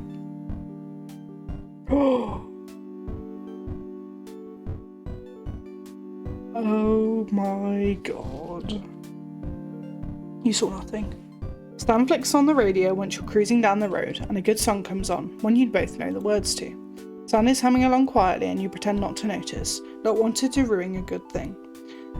The breeze from the open windows is calming, and as the trees whiz by, you don't regret getting soaked anymore. It's not long before Stan pulls up to the shack and shuts off El Diablo, and you both exit the car. Your limbs crack and pop from exertion, and only now do you realise just how exhausted you feel from the day's adventure. Man, you'd kill for a nice, warm, dry bed right about now. Hey, Keijo, Stan halts for a moment and scratches the back of his head nervously. He's looking at the ground, shuffling his feet back and forth, trying to find the right words to say. I feel kind of bad about getting you all soaked today. I promised you'd be in good hands, and then everything went right to hell in a handbasket, didn't it? Stan, it's fine, really. Do you like campfires? What? I asked if you like campfires. Yes. Great, hold on. I'll just be a few minutes. You're left confused and standing in the backyard of the shack as Stan dashes inside, slamming the door shut as he goes. A chill breeze whips through the trees, and you shiver. Despite Stan's jacket, you're still a little damp, and being exposed like this certainly doesn't help matters. You check your phone and after several minutes are ready to give up and head inside the shack when Stan comes through the back door, arms full of marshmallows? Come here, I want to show you something. Curious, you follow him over to what appears to be a makeshift fire pit. There's already wood and kindling inside, and part of you wonders if Stan always keeps firewood lying around, or if he prepared this just for you. He pulls a book of matches from his pocket and strikes a match, the head bursting into a bright yellow flame. He tosses it into the woodpile, where gradually the kindling ignites. It's not long before you have the modest but warm fire at your feet.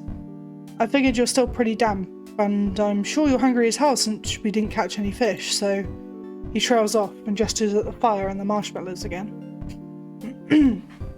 It's the least I could do for screwing up the day. Stan. Thank you. This is wonderful. This is wonderful, Stan. Thank you so much. Stan blushes just a little from the praise. You can tell he wasn't expecting it with that much sincerity. Well, shucks, I'm just glad you like it. You're not sure how long you sit out by the fire roasting marshmallows over the open flame. Stan's burnt his mouth more times than you can count trying to eat a marshmallow far too soon, and you've burnt enough of the treat to make even the Stay Puffed man weep.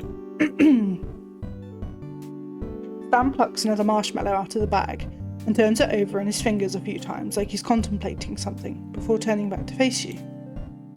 You ever played catch with these? Huh? I mean, tossed him up and tried to catch him again with your mouth.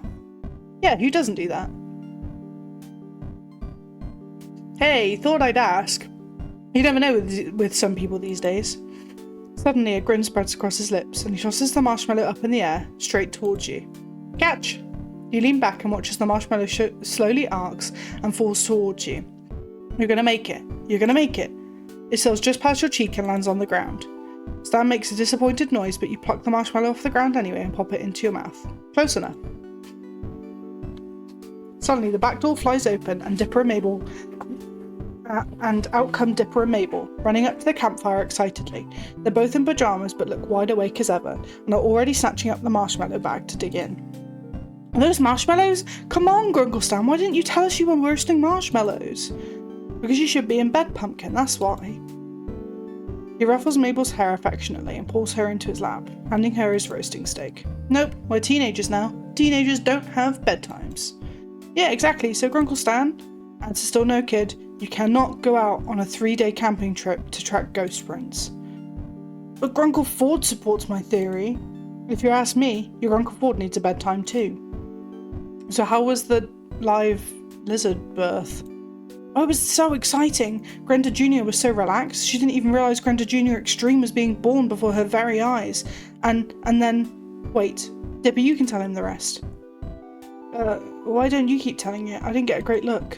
But I gave you a front row seat right next to me. You saw the whole thing up close, intimately, unforgettably. Dipper shivers, and not from the chill of the night air. Okay, fine. So Grenda Jr. Extreme imprinted on Dipper. Isn't that the cutest thing? Little Dip-Dopper mum. No, it's not. And I'm not a little... I'm manly. You and Stan chuckle at the kids' antics and give each other knowing glances as you each pop another marshmallow into your mouth. The fire crackles and you draw Stan's jacket further around yourself, feeling truly warm for the first time today. This is just getting better and better. I don't want to stop playing this game. This is just fantastic. Right. Let's keep going. I don't know when, like, this was meant to be just part 1, but I feel like it's going to end up being, I'm going to finish Stan's route. I don't know, we're not even halfway yet. Anyway, let's just go. It's a new day, and you wake up early, grasped with a desire to go outdoors. You decide breakfast for one doesn't sound too bad, and maybe a walk. Greasy's isn't too far, and the food there was pretty good. You'll be back before anyone even knows you're gone. To fend against the morning chill, you pull on Stan's jacket, which you haven't yet returned from yesterday. You didn't see him when you got up, so it wouldn't hurt to wear it one more time, would it? When you arrive at Greasy's diner, you're immediately greeted with the scent of fresh coffee and sizzling bacon. Looking around at the other diners, you'd guess this is breakfast rush. Of course, in a small town like this, that means about a dozen other people are here. You've only been in Gravity Falls a week, but you're starting to learn some of the names, and Stan's refresher yesterday helped too. That big burly guy over there with the bushy red beard is... You're struggling to recall his name. Let's see, it was... Dan. Hey Dan! Huh? Hey, you're the tourist staying with the Pines. My kids are off somewhere else, so I've got an open seat if you need it. Could be nice to talk with someone other than the Pines for once. Well, fun. Their hijinks can get tiring even for you. Yeah, we'll sit with Dan, Manly Dan. You take a seat on the empty stool next to Dan. Lazy Susan, the waitress, comes over from behind the counter. What can I get you to drink? Coffee. Sure thing, I'll have it right out for you. You notice she doesn't take Dan's order. Nice jacket. Thanks. Stan Pines loaned it to me. Yeah, half the town noticed that yesterday. Oh, you hadn't realised it was that public. It was that public. Splash sent a lot of fish swimming my way though, so thanks. Does word always move that quick around here? You're worried about that now. People in town were already talking before that. You just gave them more to talk about. What were they saying? He shrugs. If a slab of solid stone could shrug. I don't listen to gossip. Gossip happens to come to my ears. Lazy Susan comes back out with your drink, as well as a hot cup of coffee for Manly Dan. You figured he ordered it before you sat down. You watch as Dan lifts the steaming mug of coffee to his mouth, then chugs the whole thing. Looks like an instant recipe for a second-degree burn, but surprisingly, almost sickeningly, he seems relieved by it. You're starting to realise why this guy has such a tough guy reputation. He sighs, putting the now empty mug back down, and turns to you. What were we talking about? I seriously can't remember. I'll get you a refill. You ready to order, sweetie? Me? Oh yeah, can I have the eggs and bacon? She leaves, and you and Dan are left to sit in silence. Break the silence. Ask about his family. So tell me some more about your family. Wendy's my oldest. Then there's my 3 boys. Marcus, Kevin, Gus. Huh, he didn't mention a spouse. Don't ask. 4 kids, huh? Ha, it's a lot, but I'm tough enough. They don't call me Manly Dan for nothing. He grins and flexes his muscles. And winks? You think you saw him wink. Ask him about his order. She didn't take your order. I'm a regular. Pancakes and a hot black coffee, like usual. What do you know about Stan Pines? Real con artist type. Not a friend of mine, but as long as Wendy's getting paid out of his pocket, I don't care either way. Doesn't matter what I say though. Looks like you already know what to think of him. Lazy Susan comes back over to the counter, setting your plate down in front of you. She gives Manly Dan a big stack of pancakes and a refill on his coffee. He gives a minute nod to his plate. Like I said, the conversation comes to an end as the immediate allure of food takes priority. He finishes far faster than you do, and he looks out the window, squinting at the angle the light makes with the trees. It's time for me to hit the road. Nice to meet you. He goes to the register, pays for his meal, and jogs out of the diner.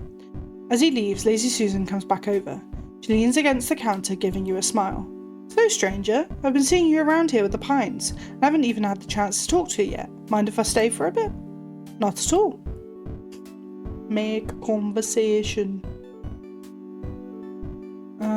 Let's see. Ask her about the town. So how long have you lived in Gravity Falls? Oh, my whole life. Besides, what happened last summer? It's been a nice town, nice people, and nice food, right? Yeah, it's great, but what happened last summer, if you don't mind me asking? Oh, well, never mind all that. Ask about the diner. So are you the owner? Oh gosh, no, I'm just a waitress. Been here ever since I was a teenager. Me and Matilda have been the only waitresses here for years, but we've had a promising new trainee working here since the spring.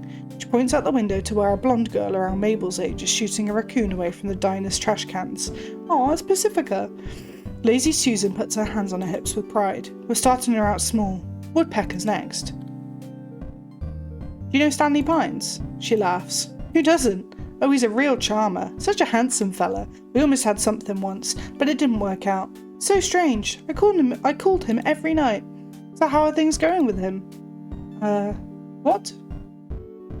Hi, Livy! Oh my god, did you message long ago? I'm so sorry if you did. I'm not sure if... What? No, just now, thank God. I was worried because it was the same colour as what your name was earlier, and so it confused me. Did you have a nice time out though? I'm actually just massively fanboying over this game. It's really funny. What? You two looked close. Saw you on the lake while I was fishing for dinner. Bet he's the real catch of the day, am I right? Yes, you're right. Are the kids staying overnight, did you say? Or is it just for the evening? Oh, you got this. Hopefully, well, I suppose it's only like 7 o'clock for you, isn't it? Maybe they'll go to bed soon?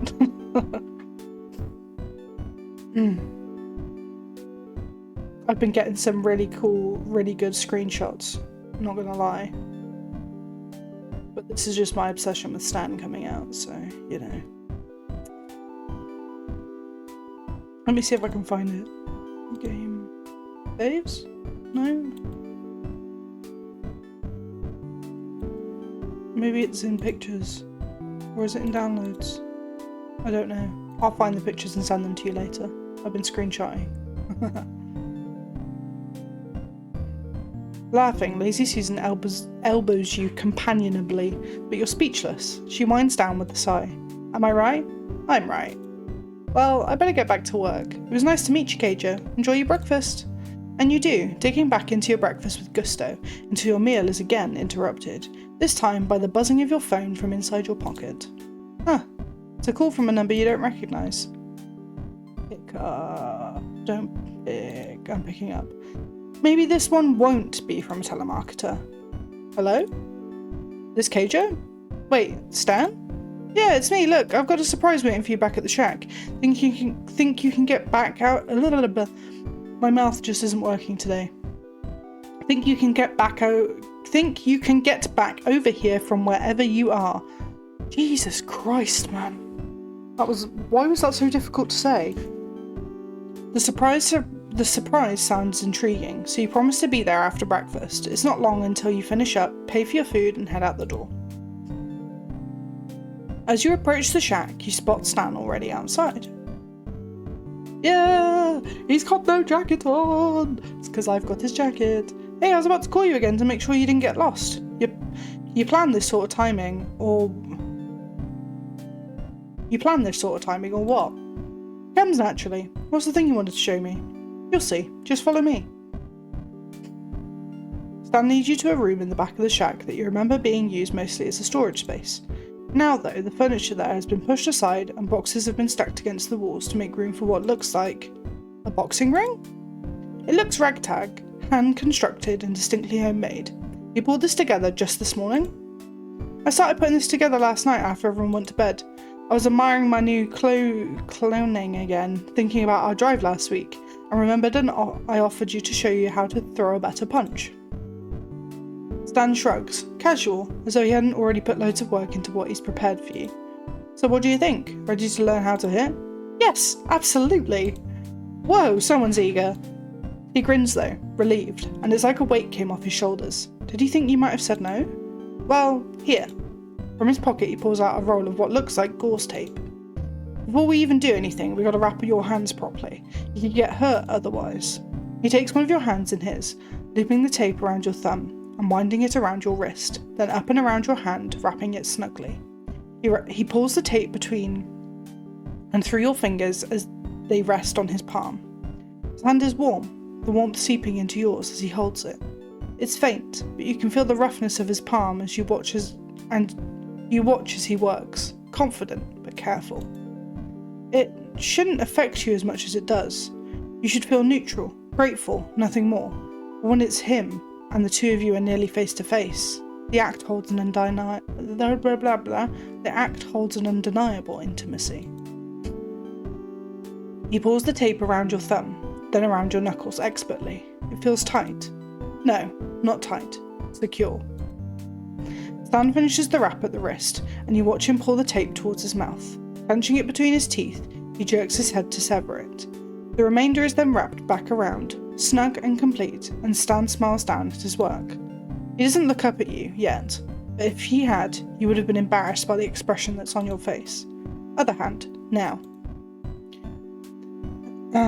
You offer your other hand, and he starts on it, same as before. This time, you watch the act less, and you watch the look in his eyes more. It's his focus, you find, and the care underneath it. You can see it in every pull and twist of the tape, a conviction to protect, to secure. You're so lost in the sight that before you know it, he's done, and looking at you again. Alright, not too tight, is it? Nope. Then let me show you how you should have been standing. Standing? Is there something wrong with your posture right now? Stan starts giving you some sort of explanation. But the moment he steps up to you and places a hand at the small of your back to guide you, words lose their meaning. You don't want to be too stiff, you see. He directs you, smoothing out the line of your shoulders, widening your stance, placing guiding hands to show you how you should be positioning yourself. He's talking again, but you're more than a little distracted. And that's why we do it, and that's why we do that. Make sense? Yeah. Good. Now on to punching. I've got some personal experience with the way you hit. I already apologise for that. And it could use a lot of work, kid. Kid, I'm telling you, I barely felt it. Here's how to direct that strength. He demonstrates, moving to your right to assume the same stance. He demonstrates, moving to your right to assume the same stance he's guided you into, and swinging through the empty air. He does it again, slower this time, for him to explain how to shift your weight, where to start from, where to go. Then it's your turn. And after a couple of swings of your own, the hands-on guidance is back. Stan's hands, first resting briefly at your waist to adjust the twist of your torso, go next to your shoulders, nudging you into a better balance. Then he corrects the movement of your arms, and his chest is warm at your back as he reaches to show you where to go. Your breath catches. Yes, there. Damn, you almost had it. Try it again, come back. Come back here and... Actually, I think it'd help if if I had something to hit. Sure, we can...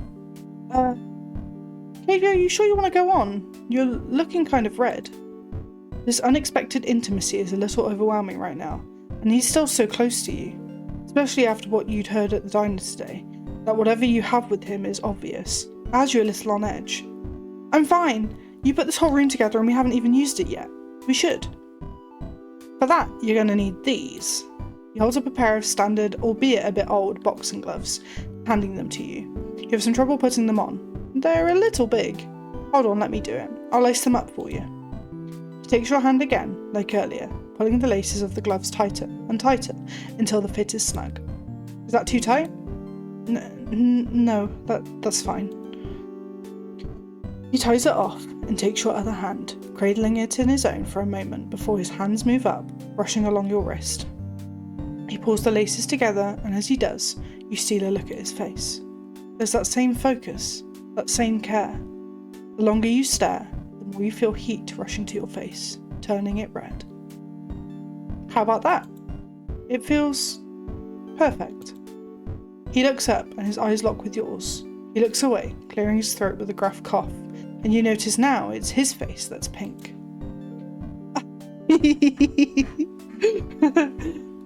Screenshot!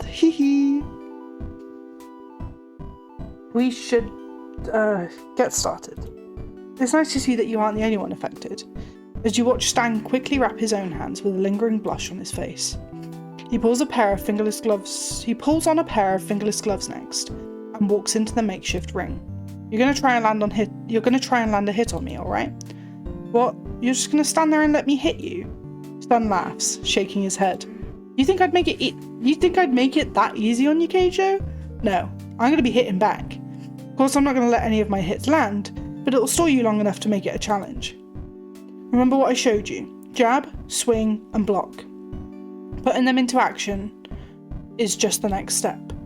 Boxing's pretty simple when you get down to it, but it's all in the timing. You need to know what the other person in the ring is thinking. It's almost like a dance. That other person in the ring, even though you're up against each other, they're just as much as your partner as they are your opponent. Even though you're going head to head, you have to be willing to get intimate with them, knowing the right moves at the right time and in the right place. You end up forming a bond with your opponent. You nod and step up to join him in the ring. Where did you learn so much about boxing? Well, when we were kids, my brother and I had it a little rough. We weren't too popular with the other kids in the neighbourhood. So our old man put us through boxing lessons.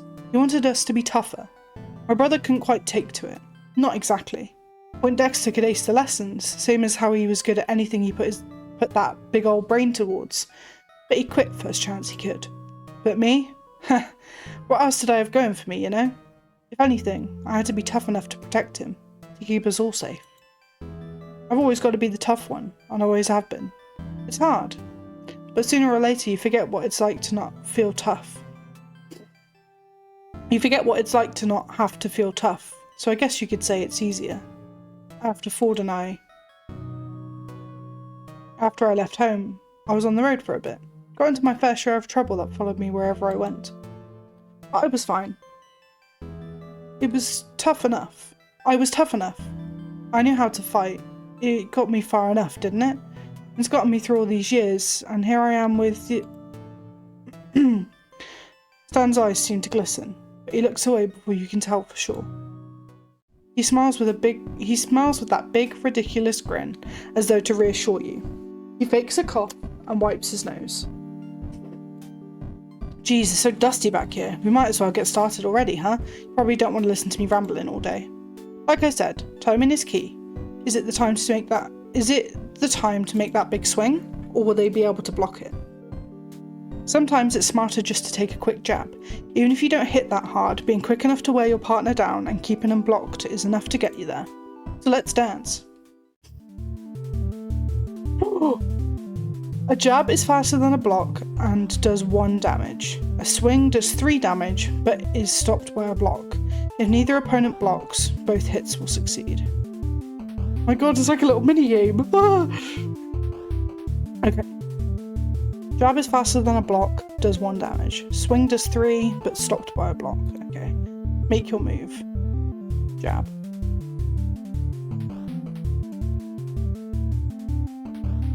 Stan doesn't look like he's tiring out anytime soon.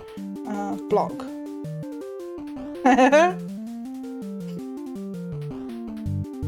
Swing.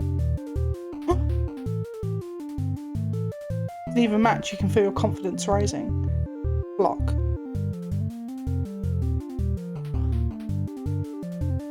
Jab.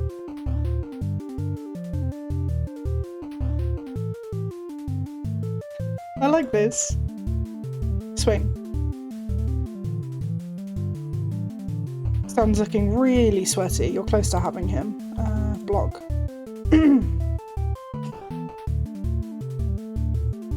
And then a jab.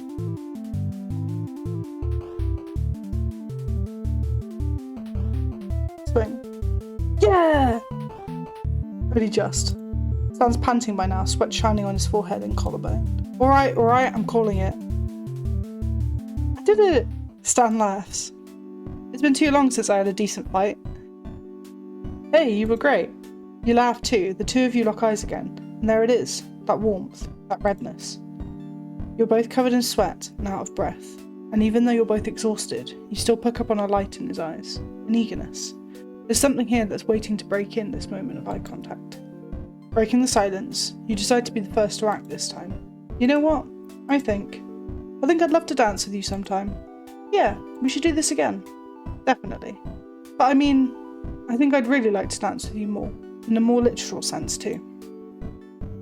Not as opponents, but together, you and me.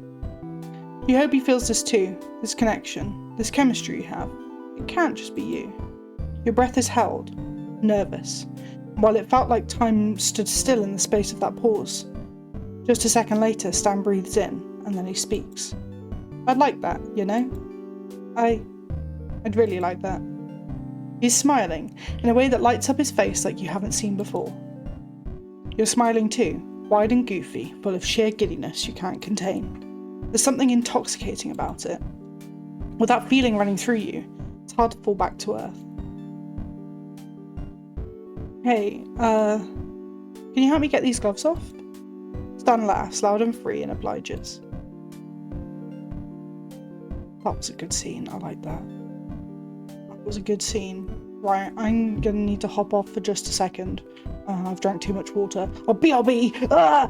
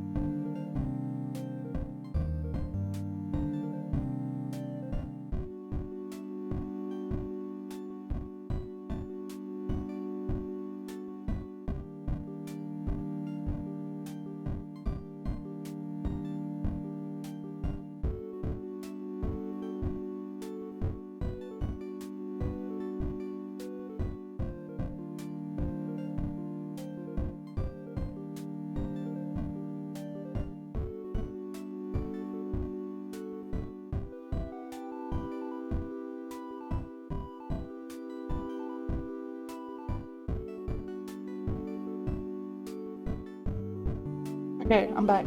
Okay. It's later that day, just after dinner, when you get around to telling Stan about your time at the diner. So I guess I'm asking, is it always like that around here? People talking about my love life? After you survive Mabel, everyone else is a small fry. There's not much to talk about in this town, so when a tourist crashes their car into the jewel of the town at the peak of the season, that's prime material. Enough of that though. I thought we could go have a private movie night, you know? Private movie night, you know? To wind down a little. Asadi! Yeah! Hello, sorry. I'm just so hyped right now. I just had a boxing match with Stan and he got all sweaty. It was fantastic. I've taken so many screenshots from this game and I'm going to send them to you later because some of this art, I mean all of this art is fantastic, but oh my god. I'm obsessed. Right, enough of that though. I thought we could have a private movie night, you know, to wind down a little. I keep the movies in that cabinet there. Go on and pick one. Oh, I'll put them in the server. I'll make a specific Stan Pines. Stan Pines channel. What was I going to say? There was one section where we went fishing on a boat and some speedboat came along and capsized us, and so we all got drenched, and then he gave me his jacket and he's only just got his jacket back, and then we roasted marshmallows. Oh, it was so great. You open it up to reveal stacks of VHS tapes and a few DVDs. What do you want to watch? A heart-rending classic drama, a stomach-churning horror film, a documentary that you assume is Ford's. Horror film? I don't know. I might have to save. Oh, we went out and did crimes together as well. That was fun. We stole a clown painting. Horror film. I don't know if this is the right option. You pick out a creepy movie about a bizarre swamp creature attacking a bunch of teens at a summer camp. Towards the climax, the teens knock the monster into the lake with a harpoon gun they stole off the quartermaster's fishing boat. Just as it seems as though the fish man is gone for good, the creature's hand bursts up out of the water. You yelp, startled by the cheap jump scare, and Stan chuckles. Slightly embarrassed, despite it totally not being your fault that your basic instincts are intact, you bury your face into Stan's chest. He seems uncertain for a moment, awkwardly patting you on the back and clearing his throat. Hey there, it's alright. The flashback already showed it how it's going to end. I still can't look. Gruesome sounds continue from the TV, and slowly, Stan eases the patting into an embrace. The film continues, checking cliché after cliché off the list. Stupidly, when making your selection, you hadn't accounted for one of the most prevalent tropes of all. The final pair of surviving teenagers, believing they've defeated the monster that's killed all their friends, begin making out furiously in triumph, you guess? It's disgusting, really, with hands everywhere and unrealistic noises filling the quiet night of the camp, and subsequently, the living room. You can hear Stan's heartbeat stutter in his chest, and he coughs awkwardly into his fist. You dare not make eye contact, instead lifting your head and shifting away from him. His touch is suddenly too much, and you thank the darkness of the room for hiding the redness of your face. Trying to wait it out, you silently cross your fingers that the couple will get killed off any minute now. But instead, someone's pants start to come off, and your brain jolts you to your feet. Well, it's getting really late. Time to hit the hay. Yeah, agreed. Stan shuts the film off, and in the light of the monitor you can see his face is slightly red too. He doesn't seem mad or upset, so you relax a little, slowing down enough to take a calming breath. There's no use in being so nervous. And thank you again for the lessons today. My arms are sore, so I assume that means it's working. He grins, giving your shoulder a nice pat. Oh, definitely. Let me know in the morning if you still are. I've got some more tricks that could help. Good night, Stan. Good night, Keijo. Yeah! Love meter! Yeah! my god. That was intense.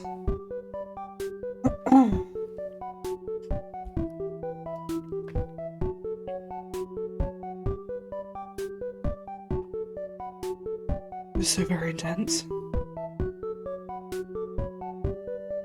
Oh, there was a part earlier where he kept trying to scare me. Or I say trying, he succeeded in scaring me. And I elbowed him in the nose. Yeah. Alright, let's keep going. Snort, snort. What in the... When you open your eyes, you're being stared down by a fat, wet snout. Ah! Oh, Waddles, it's you. The plump pig is lying on your chest, and boy, he's real hefty. Keijo! Ah! You jolt up at the sudden voice from above you, sending Waddles falling from your chest into your lap with a squeak. You turn to see Mabel, all metal-filled smile and rosy cheeks, barely able to contain her glee despite nearly scaring the life out of you. Hey there, sleepyhead. It's lunchtime!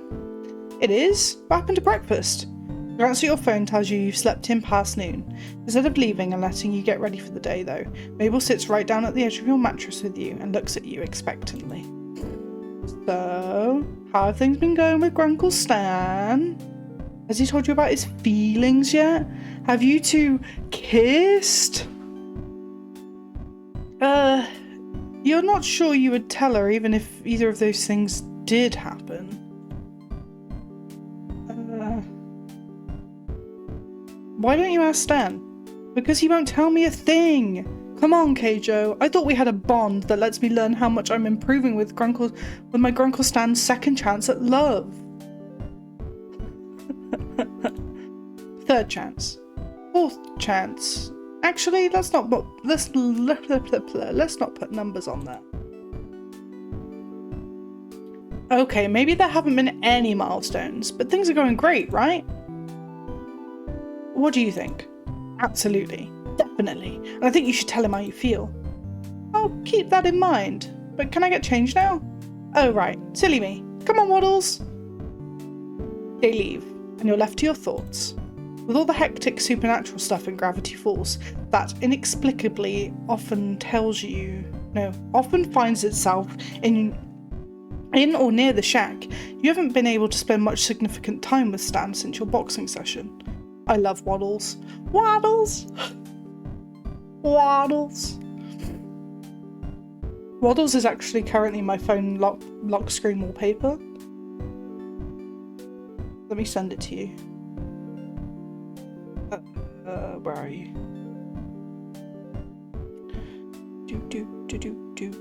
Where are you? Waddles. There you go. That's my lock screen wallpaper right now. You've only found short moments, like a late night game of cards that ran longer than expected, because by the end of it, you'd both just left the deck on the table as you listened to him tell a story about how this one time you guessed that was a significant amount of time. You just never really wanted those moments to end. I know, it's so cute, he looks so squishy. I love Waddles. Me and James spend most of the time just walking around the house going, Waddles, because that's how Mabel says it.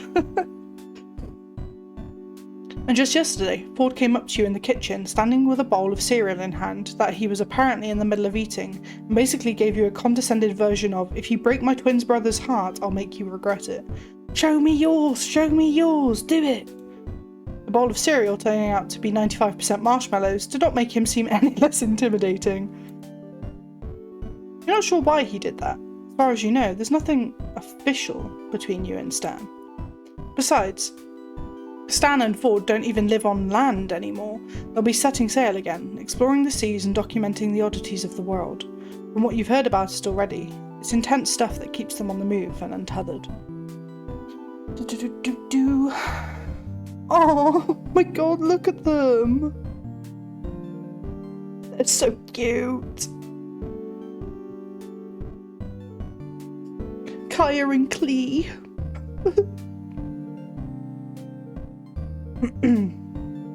And you're no expert, but your car's looking pretty close to done, meaning you'll be leaving Gravity Falls soon enough. All you can do is hope you're not leaving with any regrets. Heading out through the back door so that you don't disturb Seuss's current tour, you round the house to where your car has stood still for the past 2 weeks. Sure enough, there you find Stan, staring thoughtfully into the hood before he spots you and brightens. Wait, is that Aether's hand there?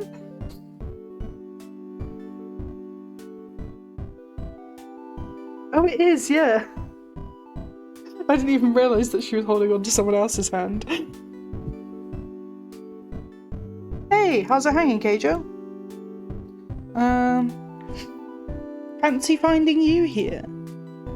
Outside your own house, where Ford told me you'd be. What can I say? I'm unpredictable. Never know what I'll be up to next. Your car's almost good to go as far as I can tell. I'm planning to take it for a quick test run around town to make sure. Sounds fun. When do we go? You ain't coming. I don't want you inside if there's an explosion or something. There won't be, but it's just a precaution. Okay. But if you are free tonight, I figured we would, celebrate. Yeah, sure. What do you have in mind? Can't tell you. That just ruined the surprise. All you gotta worry about is yourself. Meet me back here in a few hours, and wear your best duds. Stan shoots you a wink, twirling your car keys around his fingers before he turns and gets into your car. Unsure why you couldn't go with him and hang out tonight, you wave goodbye and watch carefully as he revs the car to life. It works, and hey, no explosion. He gives you a thumbs up, which you return, and pulls out onto the dirt road towards town.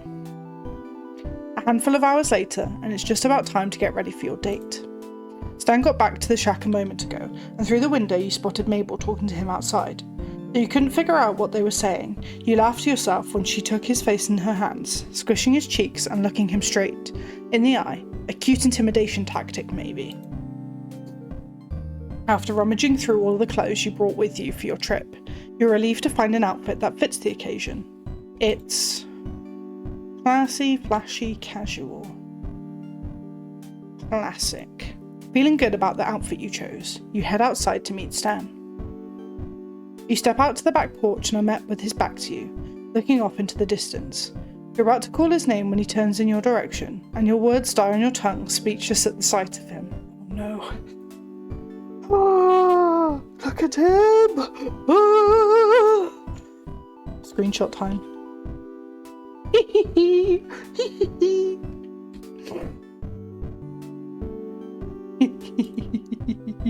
I have to find where these are saved. I know it says right where it was there. I've literally just forgotten where it was. Purchase? No. Well, time for another screenshot, I guess. Oh, desktop.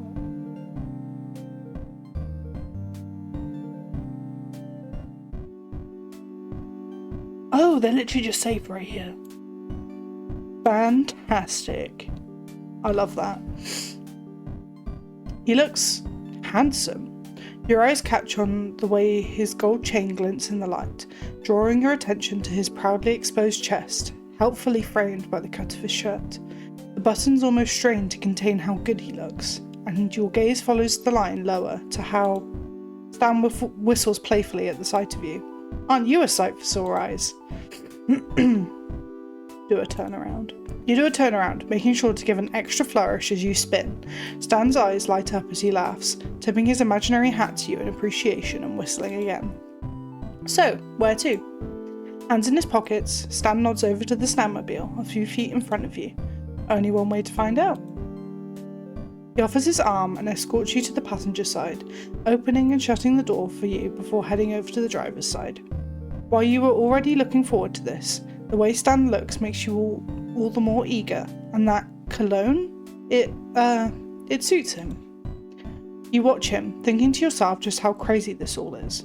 Your brain is telling you to get a grip, but your cheeks are beginning to ache from smiling so much, and you can't bring yourself to mind. Oh, there's more of him in the car! Yes. The El Diablo soon purrs to life, and you're on your way. Since you don't know your destination, you're not sure how long the ride will be. Not like you mind at all. Make conversation. Enjoy the quiet. Make conversation. You're always this mysterious with your dates, luring them off into the night with the promise of a good time. Stan chuckles. Nah, only the ones I like being around. Good to know. Besides, you should definitely know what to expect from a drive with me by now. The unexpected? Bingo. You gaze out the window again, unable to keep the smile off your face. Another minute or so passes before Stan speaks again. Alright, we're almost there. Close your eyes. Really? Yes, really. And I've got a blindfold in the glove box if you can't stop yourself from peeking. Somehow it sounds like he's not joking about that last part. After what you've seen with him, it wouldn't be a surprise. Comment on it. You laugh and cover your eyes with your hands. We can save that for another time. I promise I won't peek. Oh my god, okay, Joe. Why would you say that? You can't see, but somehow your instincts tell he's flushed red from that. He laughs, pleased. You keep your eyes closed for another minute or two, as Stan begins to tell you about the time he was hogtied and blindfolded by some thugs on the side of a desert road, just as he gets to the good part about how he had to hitchhike using only his nose. The car comes to a stop. You both hear and feel Stan put the car into park and realise there's a muffled music not too far from you. Can I look now? Hold on. Stan exits the car and the footfalls tell you he's walking to your side. In a second, he's there, opening the door.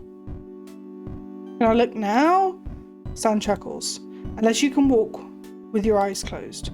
You open your eyes to see a rundown diner. Reese's Diner, to be exact. The building is about as slightly shabby in appearance as it was when you last visited, but under the glowing "We Have Food" sign is an endearingly hand-painted banner reading Disco Night. Through the windows you can spot energetic silhouettes and flashing multicoloured lights. Hardly grandiose, but it's still beautiful. Oh my god, Stan. He takes your hand and helps you out of the passenger seat. What, you don't like it? You remembered! I know you've been dying to see the magic I make on the dance floor. Seemed cruel to let me keep you waiting any longer. Tease him. We'll see if you can keep up, old man. Oh, now you're in for it, kid. Hold on to your socks. Oh, fuck yeah. Jamming. As you step inside, you're greeted by the sight of a dance floor. A disco ball reflects fragments of colourful spotlights all around the room, and even the cow skull above the jukebox has string lights wrapped around its horns. There's a good amount of people here. It's mostly older adults, which is unsurprising given the music genre, but there are a few younger folk who seem to be enjoying themselves, unironically. You're surprised you don't see Mabel and her friends here. You finally look back at Stan and catch him pretending he wasn't just watching you for a reaction seconds earlier. You didn't do all this just for me, did you? Nah, it's a monthly thing that picked up a while back. I lend them some equipment for it every time, but I may have knocked it up a week or 4. He's smirking. He's so proud of himself. You roll your eyes, but give him a fond smile. Well then, let's dance already. Grabbing Stan's hand in yours, you lead him onto the dance floor and he follows eagerly. Alright, we can start you off with something easy. Nuh-uh, I need to see your moves first. Make sure you're the real deal. Got any requests then? Whatever will impress me most. Make me swoon. Stan assumes a serious pose, pausing dramatically before he busts into the cheesiest hustle move there is. My eyes! Stan laughs freely. Any other requests? Foxtrot's a thing, right? Can you do that? I'm not quite the young buck I used to be, but I still got some trot in me. And you dance. Before you know it, the song has passed, and then another, and another. You weren't too sure at first, but Stan's actually a really good dancer. He's light on his feet, and he's definitely got rhythm. He knows just where to guide you and how to hold you. Oh god, you hope your hands aren't sweaty. Are you sweaty? Your face sure feels hot when he shoots at you a wink before leading you into a half turn that lands your back flush against his chest. You're keeping up pretty good, KJ. You having fun? He asks low in your ear in a way that makes your heart flutter as you sway together. Only because I have such an amazing partner. I could say the same thing. Stan laughs, bringing you back to face him. But the song ends only seconds later, and he releases his hold on you. It's a slow song, and Stan raises his brow at you questioningly.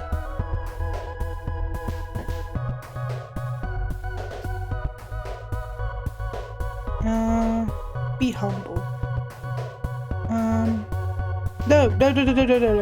Take initiative. Of course you want to continue. Laughing, you take his hand in yours and guide it back to your side. Stan beams and brings you closer still. You're about to rest your palms against his chest, but change your mind and rest them on his broad shoulders. You're almost nervous to look him in the eye. When you chance a glance upward, you're so pleased with what you see. You've been close before, intimately even, but this is a whole new ballpark. Face to face, moving slowly as one. Nothing to distract the one from the other's gaze. You try not to think about how good he smells, or how comforted and electrified his hold makes you feel, and you definitely try not to think about how a slight lean forward would easily bring his lips to yours. The song changes again, almost too soon you think, but Stan just picks up his tempo to match, keeping your proximity the same. By now, you don't even have to look at your feet. The pace quickens, and you both get caught in it. A swing, a twirl, another swing, and you're dipped in Stan's arm so smoothly that it takes you a split second to realise why you're nearly upside down. Stan's grinning down at you, panting from the intense bout, holding the dip. No, you're speechless. Surely there are stars in your eyes, as your gaze holds Stan's in amazement. Apparently pleased at what he sees, he laughs and brings you back up into his arms to finish off the dance, just as the song ends. A quick glance around the room lets you know that most of the surrounding patrons were watching the two of you dance. They look away as you notice, some whispering and some getting back to their own technique. It's Stan who speaks first. You hungry? Not what you were expecting, but you're kind of relieved he's keeping the mood light. Thought you'd never ask. Great, my treat, kid. Pick anything you want. Of course, the place he's most generous at is a diner whose most expensive entree is $20. Lucky for you, I only want some fries and a shake. Sounds perfect. Instead of waiting for a server to come by, Stan goes straight to the counter to order. You sit down in a pleasantly unsticky booth to wait for him and notice that Stan left his jacket on the seat next to you. I'm putting on the jacket.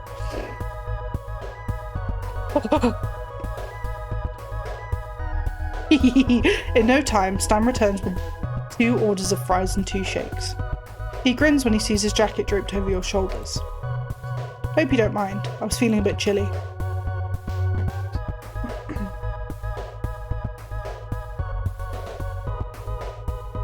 Sorry, James is texting me. Nah, that one looks good on you, and it's not wet this time.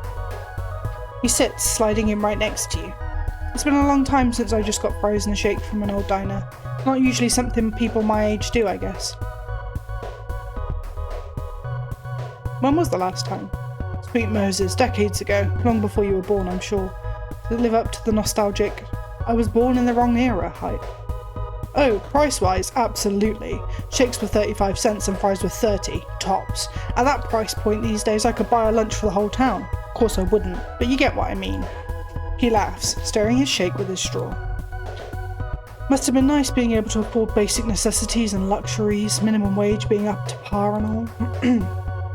Hey, thought we were supposed to be having fun here. I am! Creating a dialogue is important. Ready to dig in properly, you take a fry and dip it into your chocolate shake. Stan, handful of fries ready to be shoved into his gaping mouth, looks at you like you just screamed bloody murder. What? Did you just... What, you've never tried it? No, of course not. It's delicious. Perfect mix of sweet and salty. Stan frowns. Don't knock it till you try it. He scoffs, picking up a fry, dipping it into your shake instead of his own, and pops it into his mouth. His eyes widen as he chews, silent until he swallows. That's actually not half bad. Seizing the moment he's off guard, you reach over and snatch a fry from his plate. Hey! Payback! Stan picks up your shake and takes a big old swig. Hey! He sets it back down, licking his lips triumphantly. He's missed a spot though, and there's a bit of chocolate left on the side of his smoking mouth. Wipe it off. Do it. Hey Stan, you've got some... You lift your hand to his face and wipe the chocolate away with your thumb. Stan's breath hitches at your touch. When you absent-mindedly lick the chocolate away, he's nearly beet red. And just like that, Stan leans forward, meeting your lips with his.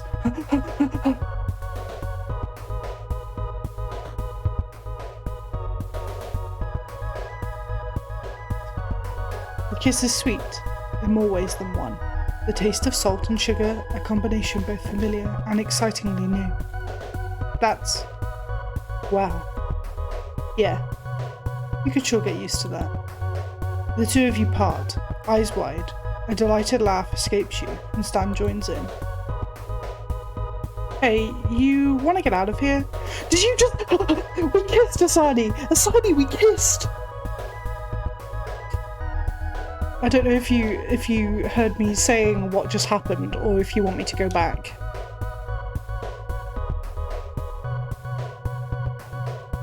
Because I will go back and I will relive that entire moment again, because it was fantastic.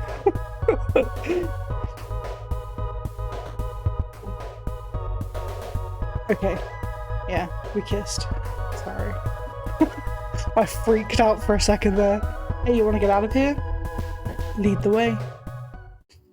Soon you're back in the old Diablo. Engine purring to life as Stan screeches out of the little parking lot and onto Main Street. I love these. I don't know why. With the way he drives, you honestly don't know how he's kept his car in such good shape, even with his mechanic skills.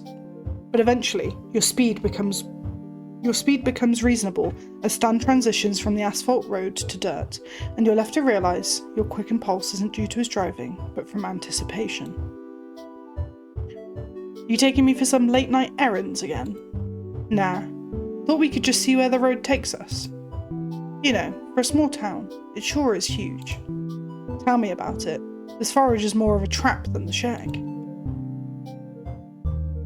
Well, I like it. I'm not sure if I can make it 30 years here. Stan's grip on the steering wheel shifts, but his expression remains neutral. But I just love the feeling this place gives off, the atmosphere and everything. Stan scoffs. You sound like a hippie. Next you'll be talking about good vibes, white energy, maybe Sue should hire at the shack after all. You'd make a killing. You shove his shoulder lightly, and his expression relaxes into a soft smile. I mean, it's grown on me. Like a fungus, sure, but it has. But I'm not the kind of guy who hikes trails or draws gnomes. That's my brother. I'd rather be in the city than the woods. Way fewer bugs, more people to pickpocket. Not everyone knows my face. So then, how does someone like you end up in a place like this? You said you were from Jersey, right? I know how everyone else has gotten here, but not you. Stan sighs, as if the weight of his whole life story lies with that question. Luckily, he humours you. Long, and I mean long story short, my brother and I had a falling out when we were kids. High school. I got kicked out, barely talked to him or my parents for 10 years. He moved here. I spent those years bouncing from state to state. Oregon was one of the few I hadn't been banned from. I'm sorry. Stan just scoffs. Yeah, that was far from the worst of it. He asked me to come here, shit hit the fan, and then was another 30 years before I got to see him again. I didn't even know if he was alive, but the reason he was gone was my fault. That's terrible. Yeah, well, it's in the past. Obviously we're close again, almost too close. Having to live on a boat with the nerd really tried my patience at times, I'll tell you that. Still, the complaint is fond in its gruffness. By now it feels like you've been driving for a good while. You're starting to wonder if Stan really does have no idea where he's going, but the thought stops in its tracks as the car makes a sharp turn on a diverging path. You catch the slightest glimpse of a wooden sign reading, "Do not enter." Stan, where are we going? Relax, Cager. I know what I'm doing. There's this real hot spot up ahead on the cliff's edge. Lets you see the whole town and the horizon and everything. Real picturesque.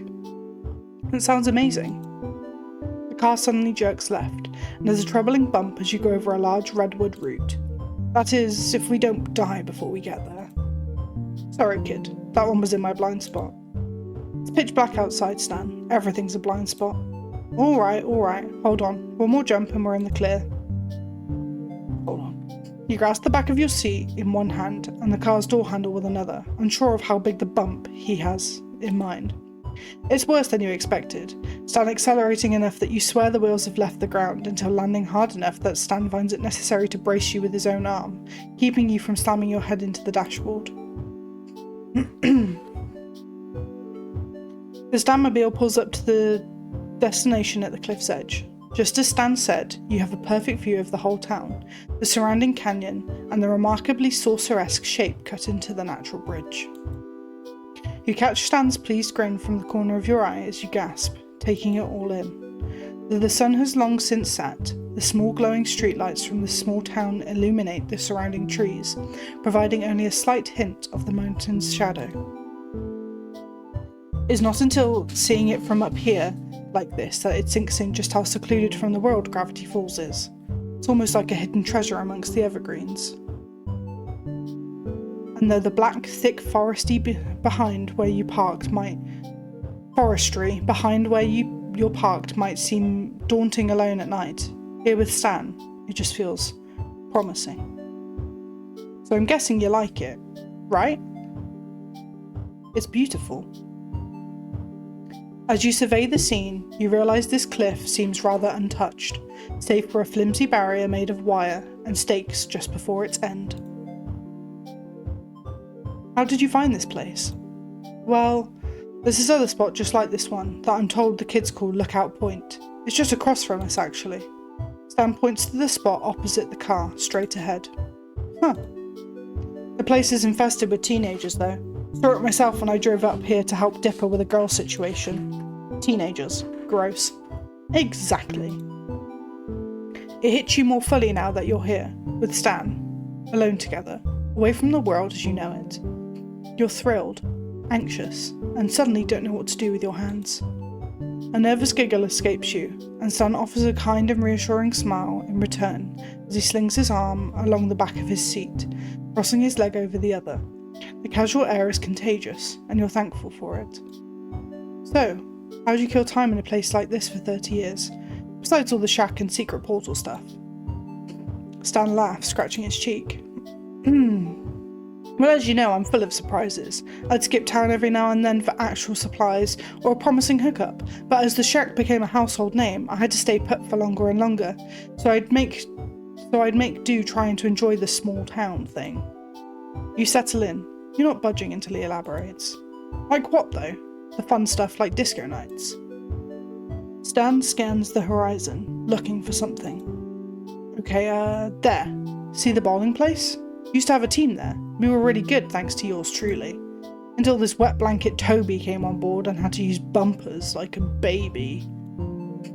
Again, you didn't mean to laugh. Yikes. You got that right. Aside from that, there's a great taco joint and a bar. The kids like to go to the arcade and the mini-golf place is pretty decent. He starts counting on his fingers. There's a mall, a creepy animatronic pizza place, a public pool, which I would not recommend, by the way, unless you're into sitting in strangers' filth. It all seems pretty dang fun, minus the filth part. Sounds like there's actually a lot to do around here. It's weird, ain't it? It's like you'll never hear about a place, but if the situation calls for it, pow! It's right here in this town. You really like hearing Stan talk, about anything really. The way he emotes with his hands, the grit in his voice, and the gradual increase of enthusiasm when he gets passionate, even about something small. And of course, he never fails to make you laugh. You can listen to him all night long. So you're prepared to do just that, adjusting your legs into a more relaxed position. Nothing wrong with taking advantage of the legroom and these wide bench seats. What about that weirdly shaped building? That's the club. You shoot him a look. Stan makes it through the next words laughing. That's the name, honest. You snort. Clever? The name might be questionable, but the place is nice enough to only let you in if you're rich. Only ever managed to sneak in there once. Bad vibes there, even for somebody like me. Worst of all, the food was mediocre. Not the kind of quality I didn't pay for. What about the graveyard? Nothing special there. Not even that spooky. Sure, the grave of America's lost president is there, and something about a national treasure, but I went there for myself for artifact inspiration. There wasn't even a decent headstone to steal. What about that factory on the cliff nearby? You know, I'm surprised that place is still there. There used to be this attraction in the middle of town, this brat Gideon Gleeful. Hold on, Gleeful? Like Bud Gleeful? The car dealership guy Gleeful? Yep, Gideon is Bud's snot-nosed kid. Oh, I went back by accident. They used to run this scam that made money off poor suckers' hope and dreams by posing Gideon as a sidekick. Oh no. It's just as tasteless as what you're imagining. He'd even dance around and sing like a monkey in a tux. So what? I had a real monkey back at the shack back then. Wore a hat and everything. Anyway, these idiots obviously ate it all up. He became my biggest competition, and an even bigger pain in my ass. That old factory's where they used to make his merchandise. What happened to Gideon? The kid had some realizations, I guess, like a lot of people in this town. Supposedly he's trying to get that silver spoon out of his mouth and be a normal tween like the rest of them. But who knows? Haven't heard about him this visit, so I can't tell you for sure. That must be a good sign. There's a lull in the conversation, a moment when the both of you are simply admiring the view. Seems you've inched away closer to Stan as he was speaking, because all of a sudden you realise that your leg isn't all that far from his. The reflection of the outside light on Stan's glasses keeps you from being able to read his expression from this position. Oh, get closer. You very nearly closed the gap between you both, and it would have been smooth too, if not for the creak in the patent leather seat as you shifted. Stan's grin tells you he noticed. Damn, time for a diversion. What's that on the water tower over there? Ah, that old chestnut. What does it look like to you? It's a muffin! It's a muffin! Looks like a muffin. Not sure why anyone would choose that as a symbol for vandalism. Maybe it scares the hell out of anyone with a wheat allergy. Maybe it's a bran muffin. He wiggles his finger like he's telling a spooky story. With extra raisins. You know, I almost died up there once. It's a real doozy of a story. You take the bait. Oh, do tell. And so he does, with his usual flourish, painting a picture of the time he and his great-niece bravely scaled the tower and nearly got shaken from it by a video game character come to life. You find yourself with another chance to move closer. Get even closer. Do it, Keijo! Do it! Stan's speech falters a bit as you inch closer. The side of your hand brushes his, but he continues when you leave it there. So I say to Mabel, haven't just looked death straight in the eye. Straight in its dumb, ugly face. Finally your thigh meets his, and suddenly he seems to have a pretty persistent itch on the back of his head, because he can't stop rubbing it. And so, that punk Robbie learned his lesson eventually, but you know how his type are. I think I have an idea. Yeah. Your eyes meet Stan's, and you hope to God he can't tell how your heart is hammering in your chest. Screw it. Here goes nothing. You steel your nerves, moving and gently resting your head on Stan's shoulder, leaning into his side. You hold your breath as you focus on the water tower in front of you, worried about what look he could be giving you. Stan clears his throat, pulling his arm away from you, and for a moment, the feeling that you just crossed the line makes you mentally curse yourself. Until he lets out an embarrassingly fake yawn, and his arm above his head and out, resting it across your shoulders. You're so excited by his touch and your success that it takes you a moment to realise, the yawn and stretch, he just used that old cliche. And moreover, it worked. Let him call him out on it. Call him out on it. You can't help but laugh. What? Stan reddens, smiling sheepishly down at you. Can't believe you just did the yawn and stretch. It worked, didn't it? Is this still a trick if it's recognised as one right off the bat? Stands silent for a moment before making a face. Eesh, there goes my 7 days without an existential crisis streak. For real, Stan, for real. Now that you're against his side, you really don't know what to do with your damn hands. Are they feeling a little extra sweaty? Curse these leather seats. Rest one on his thigh. Oh my god. Again, as casually as possible, you decide to rest a hand on Stan's leg just above his knee. At your contact, Stan coughs on his own surprise. You're about to remove yourself from him and apologise. He stops you by beating you to it. So, sorry, I'm fine. It's just, I just had a little something stuck in my flagella. For a moment, you dare not say a thing and instead close your eyes. There's that scent again. That overtone of cheap cologne mingled with leather, cigar smoke and salt. From this proximity, in this car, it's just the right kind of overwhelming.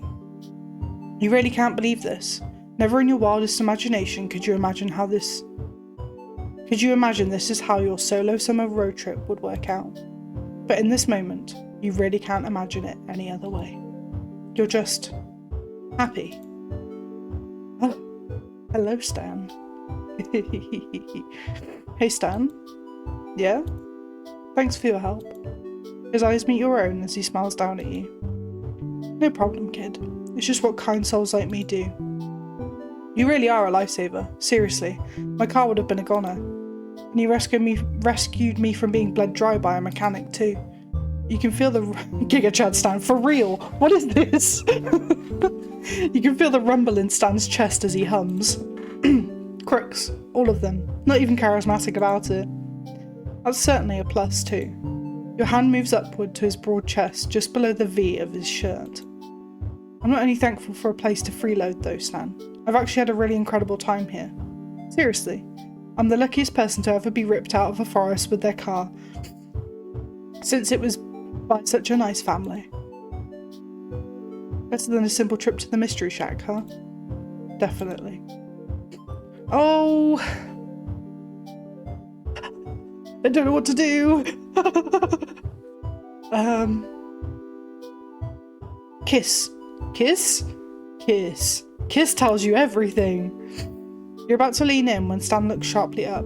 Following his gaze, you spot twin lights on the cliff across from yours. Headlights. Oh great, just what we needed. Guess we should start heading back. He offers you an apologetic smile. We should. But can we take the scenic route? Yeah. Absolutely. I kissed, but someone... But the stupid teenagers! The teenagers from the other cliff! How rude! I couldn't kiss him. Luckily, I'm getting so passionate about this game.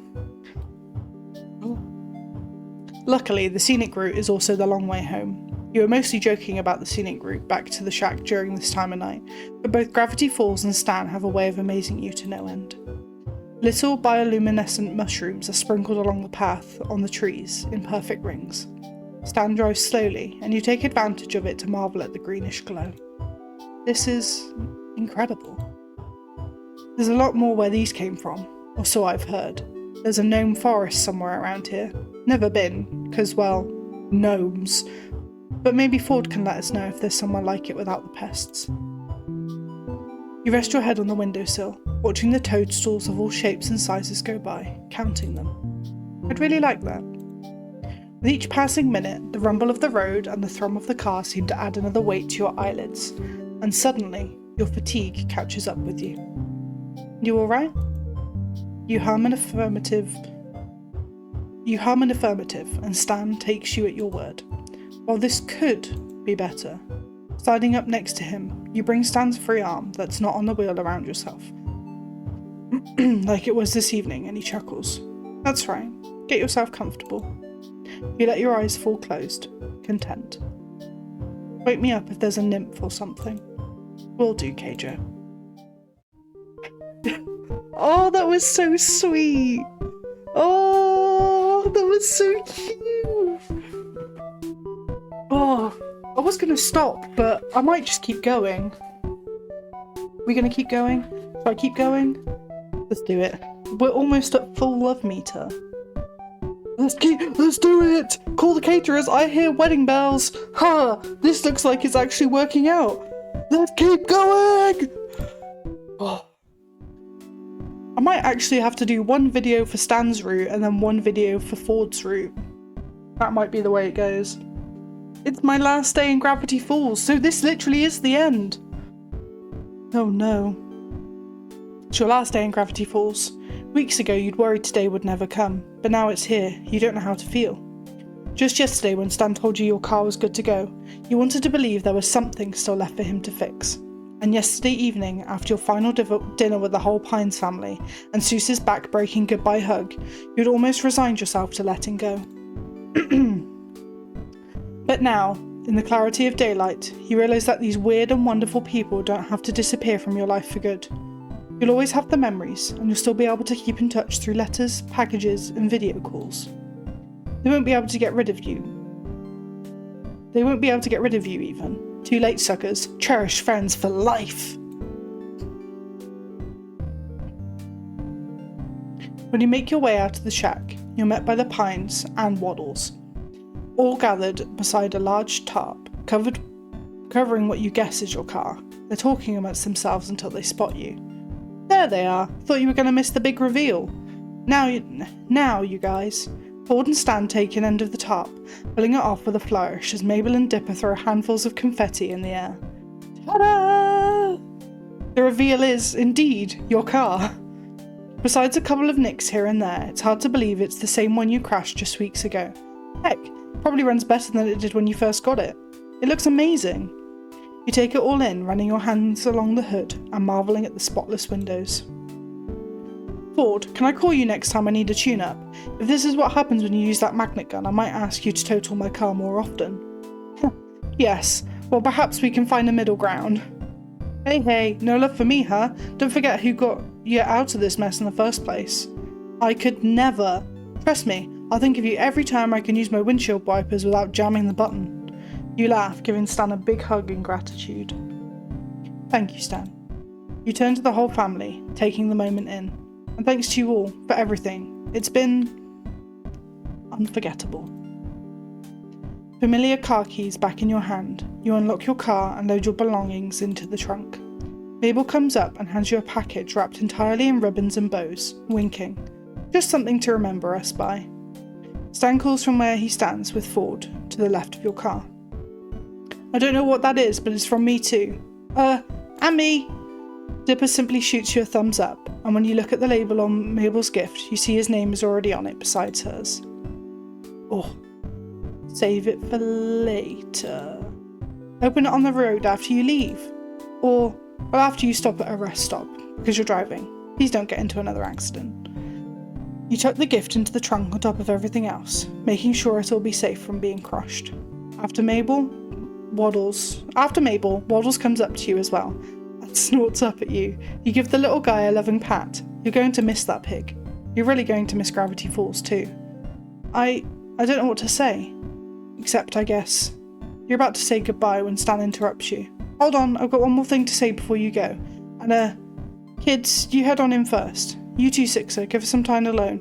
I gotta show him some kinks with the engine. Oh no. Mabel oohs as she leaves, accompanying Dipper and Ford back into the shack. You think that was altogether too easy, and Stan must think so too, as he turns back to the shack's visible window just as Mabel peeks out from the side of the window pane. Alone, Mabel. Mabel disappears from the window, and Stan turns back to you. Well, it's been some couple weeks, huh?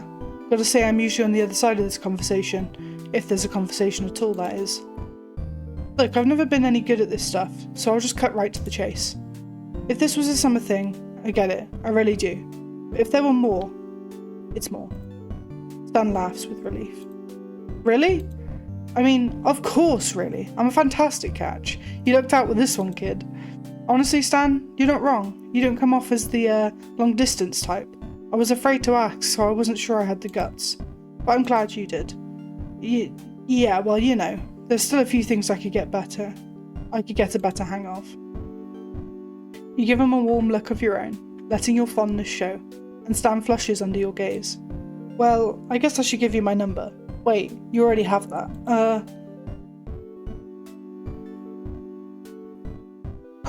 I can kiss him. Kiss, kiss, kiss. I'd like a proper goodbye kiss. Stan's grin is contagious. You barely lean in before he meets you with a purposeful kiss, one that holds promise. Oh yeah, you'll definitely be staying in touch. Just as you're about to deepen the kiss, a high-pitched squeal rips your attention from each other to the sound's origin, to find that it's none other than Mabel pressing up against the shack's window. I knew you could do it, Grunkle Stan! I knew it! Love at last! A small hand comes into view and grabs her away from the window. A six-fingered one waves and draws the curtain shut. Stan looks a bit peeved at being interrupted, but relaxes as you laugh. You got some really good kids there, Stan. Trust me, I know. Mabel talked me through some of the rough spots, believe it or not. Oh, I do. Maybe next time me and Ford dock, we can, pick up where we left off? Another, more chaste peck on the lips serves as your answer. I'll hold it to you, sailor. Don't forget me now, alright? I swear, I'll spam you with text messages if you do. Dipper showed me how. Laughing, you say your final goodbye with one last look at him. I couldn't forget you if I tried. See you later, Stan. Stan watches as you get into your car and start up the engine. You turn onto the road with ease, and in the rearview mirror you see Stan waving goodbye, as well as Dipper, Mabel and Ford from the shack. You smile at the sight and say a last goodbye into the quiet of your car, watching until you have to focus on the road once more. A little while longer and you're through town, back on the open road. A sign passes on the right, now leaving Gravity Falls.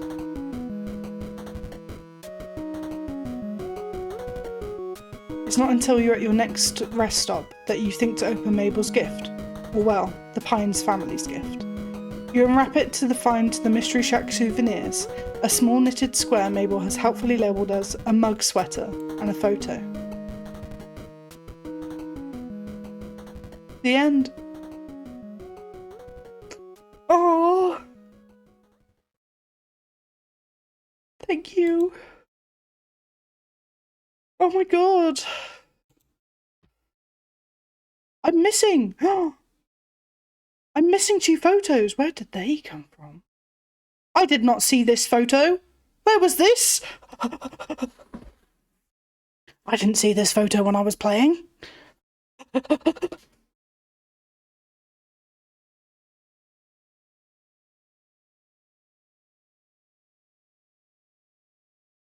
Interesting. So there's 2 photos I've missed. I might have to search that up because I'm not sure how to get those. Right, so we've done the Stan playthrough. Giga chance. Yes. Oh my god, that was so good! And that took me exactly 4 hours. How crazy is that? We're gonna keep this photo on. Oh my god, right, let me just... Right, let me... Swooning over Stan's... Stan.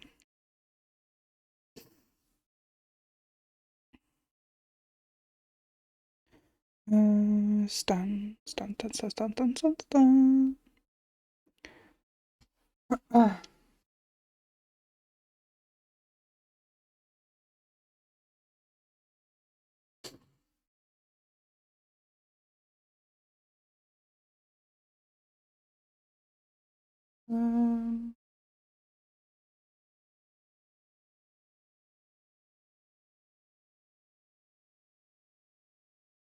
I did that.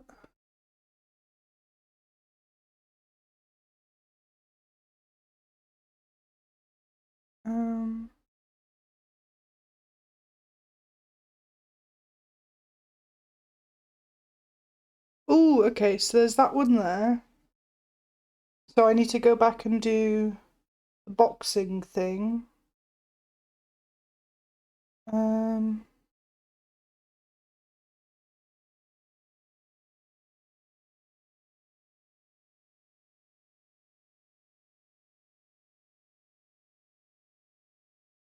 Someone's watching Harry Potter right now. I can hear the soundtrack.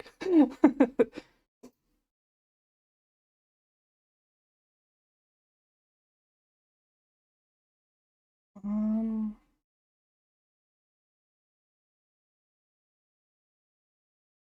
I don't know.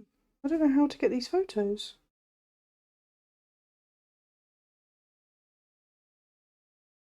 photo. This is crazy. Wait, oh. Giga Chad Stan, just for you.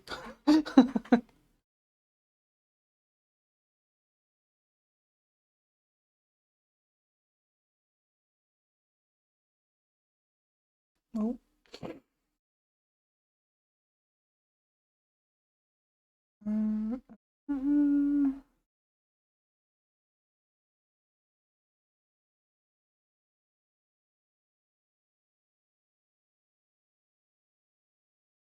Oh, that's how I get one. Okay. I might quickly go. Where did I do this? Oh, yes, I could. This, I think this is where one of them is. Heartrending classic drama. Let's go with this. It's an old black and white movie about a young woman whose lover has to leave the country to pursue his dreams. At the film's climax, right as he's about to get onto the boat to sail off for foreign lands, the lovers kiss as violins swell. They promise never to forget each other, and he sails away knowing they'll never see each other again. You hear sniffling, and after confirming that it didn't come from the TV, you realise it's coming from your left. From Stan. He's resolutely staring at the TV with a deep-set frown on his face, but his eyes shine with withheld tears. Huh, Stan really is a romantic at heart. You're cool, Mabel. You act like you didn't notice and continue to watch as the heroine returns to her average life, clearly no longer satisfied with mundanity. Feeling comfortable, you shift your position a bit to rest your head on Stan's shoulder. Getting sleepy? A little, but I gotta see how this ends. There's no way she's just gonna go on like that. Stan chuckles before making a sound of excitement. Look, this is the best part. He said that about 3 times already, but you don't mind at all. Not too long after, the film concludes, leaving exactly what the woman did when she returned to the dock late at night unclear, setting up for a sequel you know Stan has in his collection. The ending credits scroll across the screen against a melancholy orchestral accompaniment. That was a good movie. By the time the credits are over, you're sleepy enough that you can't imagine getting up from your spot. Stan seems to feel the same, but the jarring shift of the TV screen from black to loud, snowy static brings him to his feet. He grumbles, switching the unit off, but not bothering to take the tape out. You were right, that was pretty good. Of course I was, Keijo.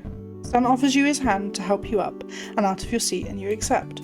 Your eyes meet for a moment, the faint glow of the table lamp catching in them before you break the silence with a laugh, smiling tiredly. Thanks for the session today.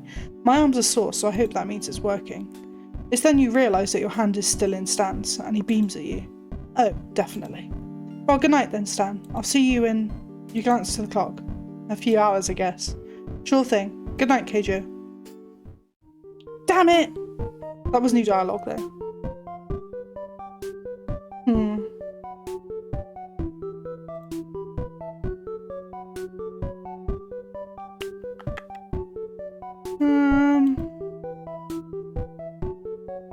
Oh, I know what I can do.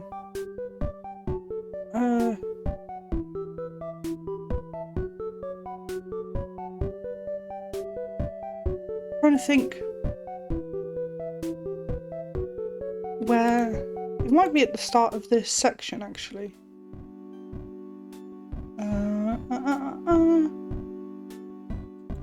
No, I didn't mean to quick save. Back.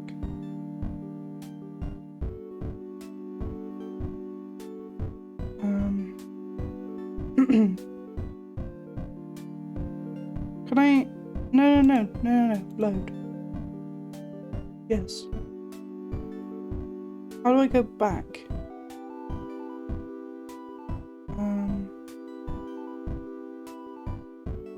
Oh, can I not go further than that? Oh, damn it. Okay. Main menu. Yes. Well, we're missing 2 photos. I'll have to look up how to get them, and then we'll have to do that maybe at the start of next stream. So next one is going to be Ford. I can't believe I did all of that. Oh, I'm sad now. It's gone. gone. But anyway, let's hop on over here. Oh my god, that was intense. I didn't plan on doing all of them, all of Stan's playthrough today. It just happened. But that was so good for a free game as well. Like, that was amazing. I really enjoyed that. And now I just have to find my my photos.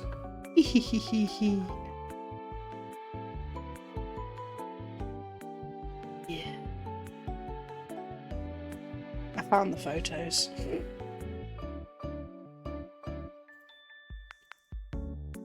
I would totally play that all over again.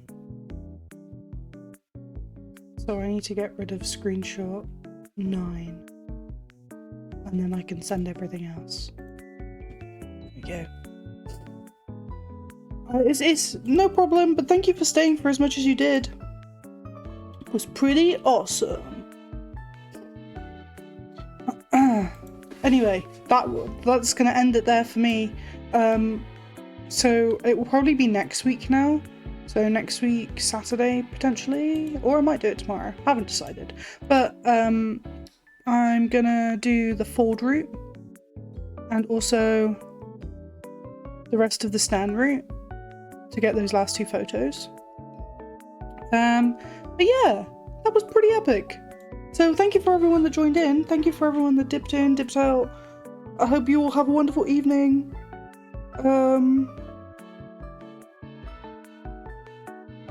And yeah, I don't know. I hope you all have a wonderful evening and the best of times. Yeah, I don't know what I'm trying to say now. I'm just bamboozled. Ending stream, yes. Goodbye everyone, have a wonderful evening, love you all, bye bye!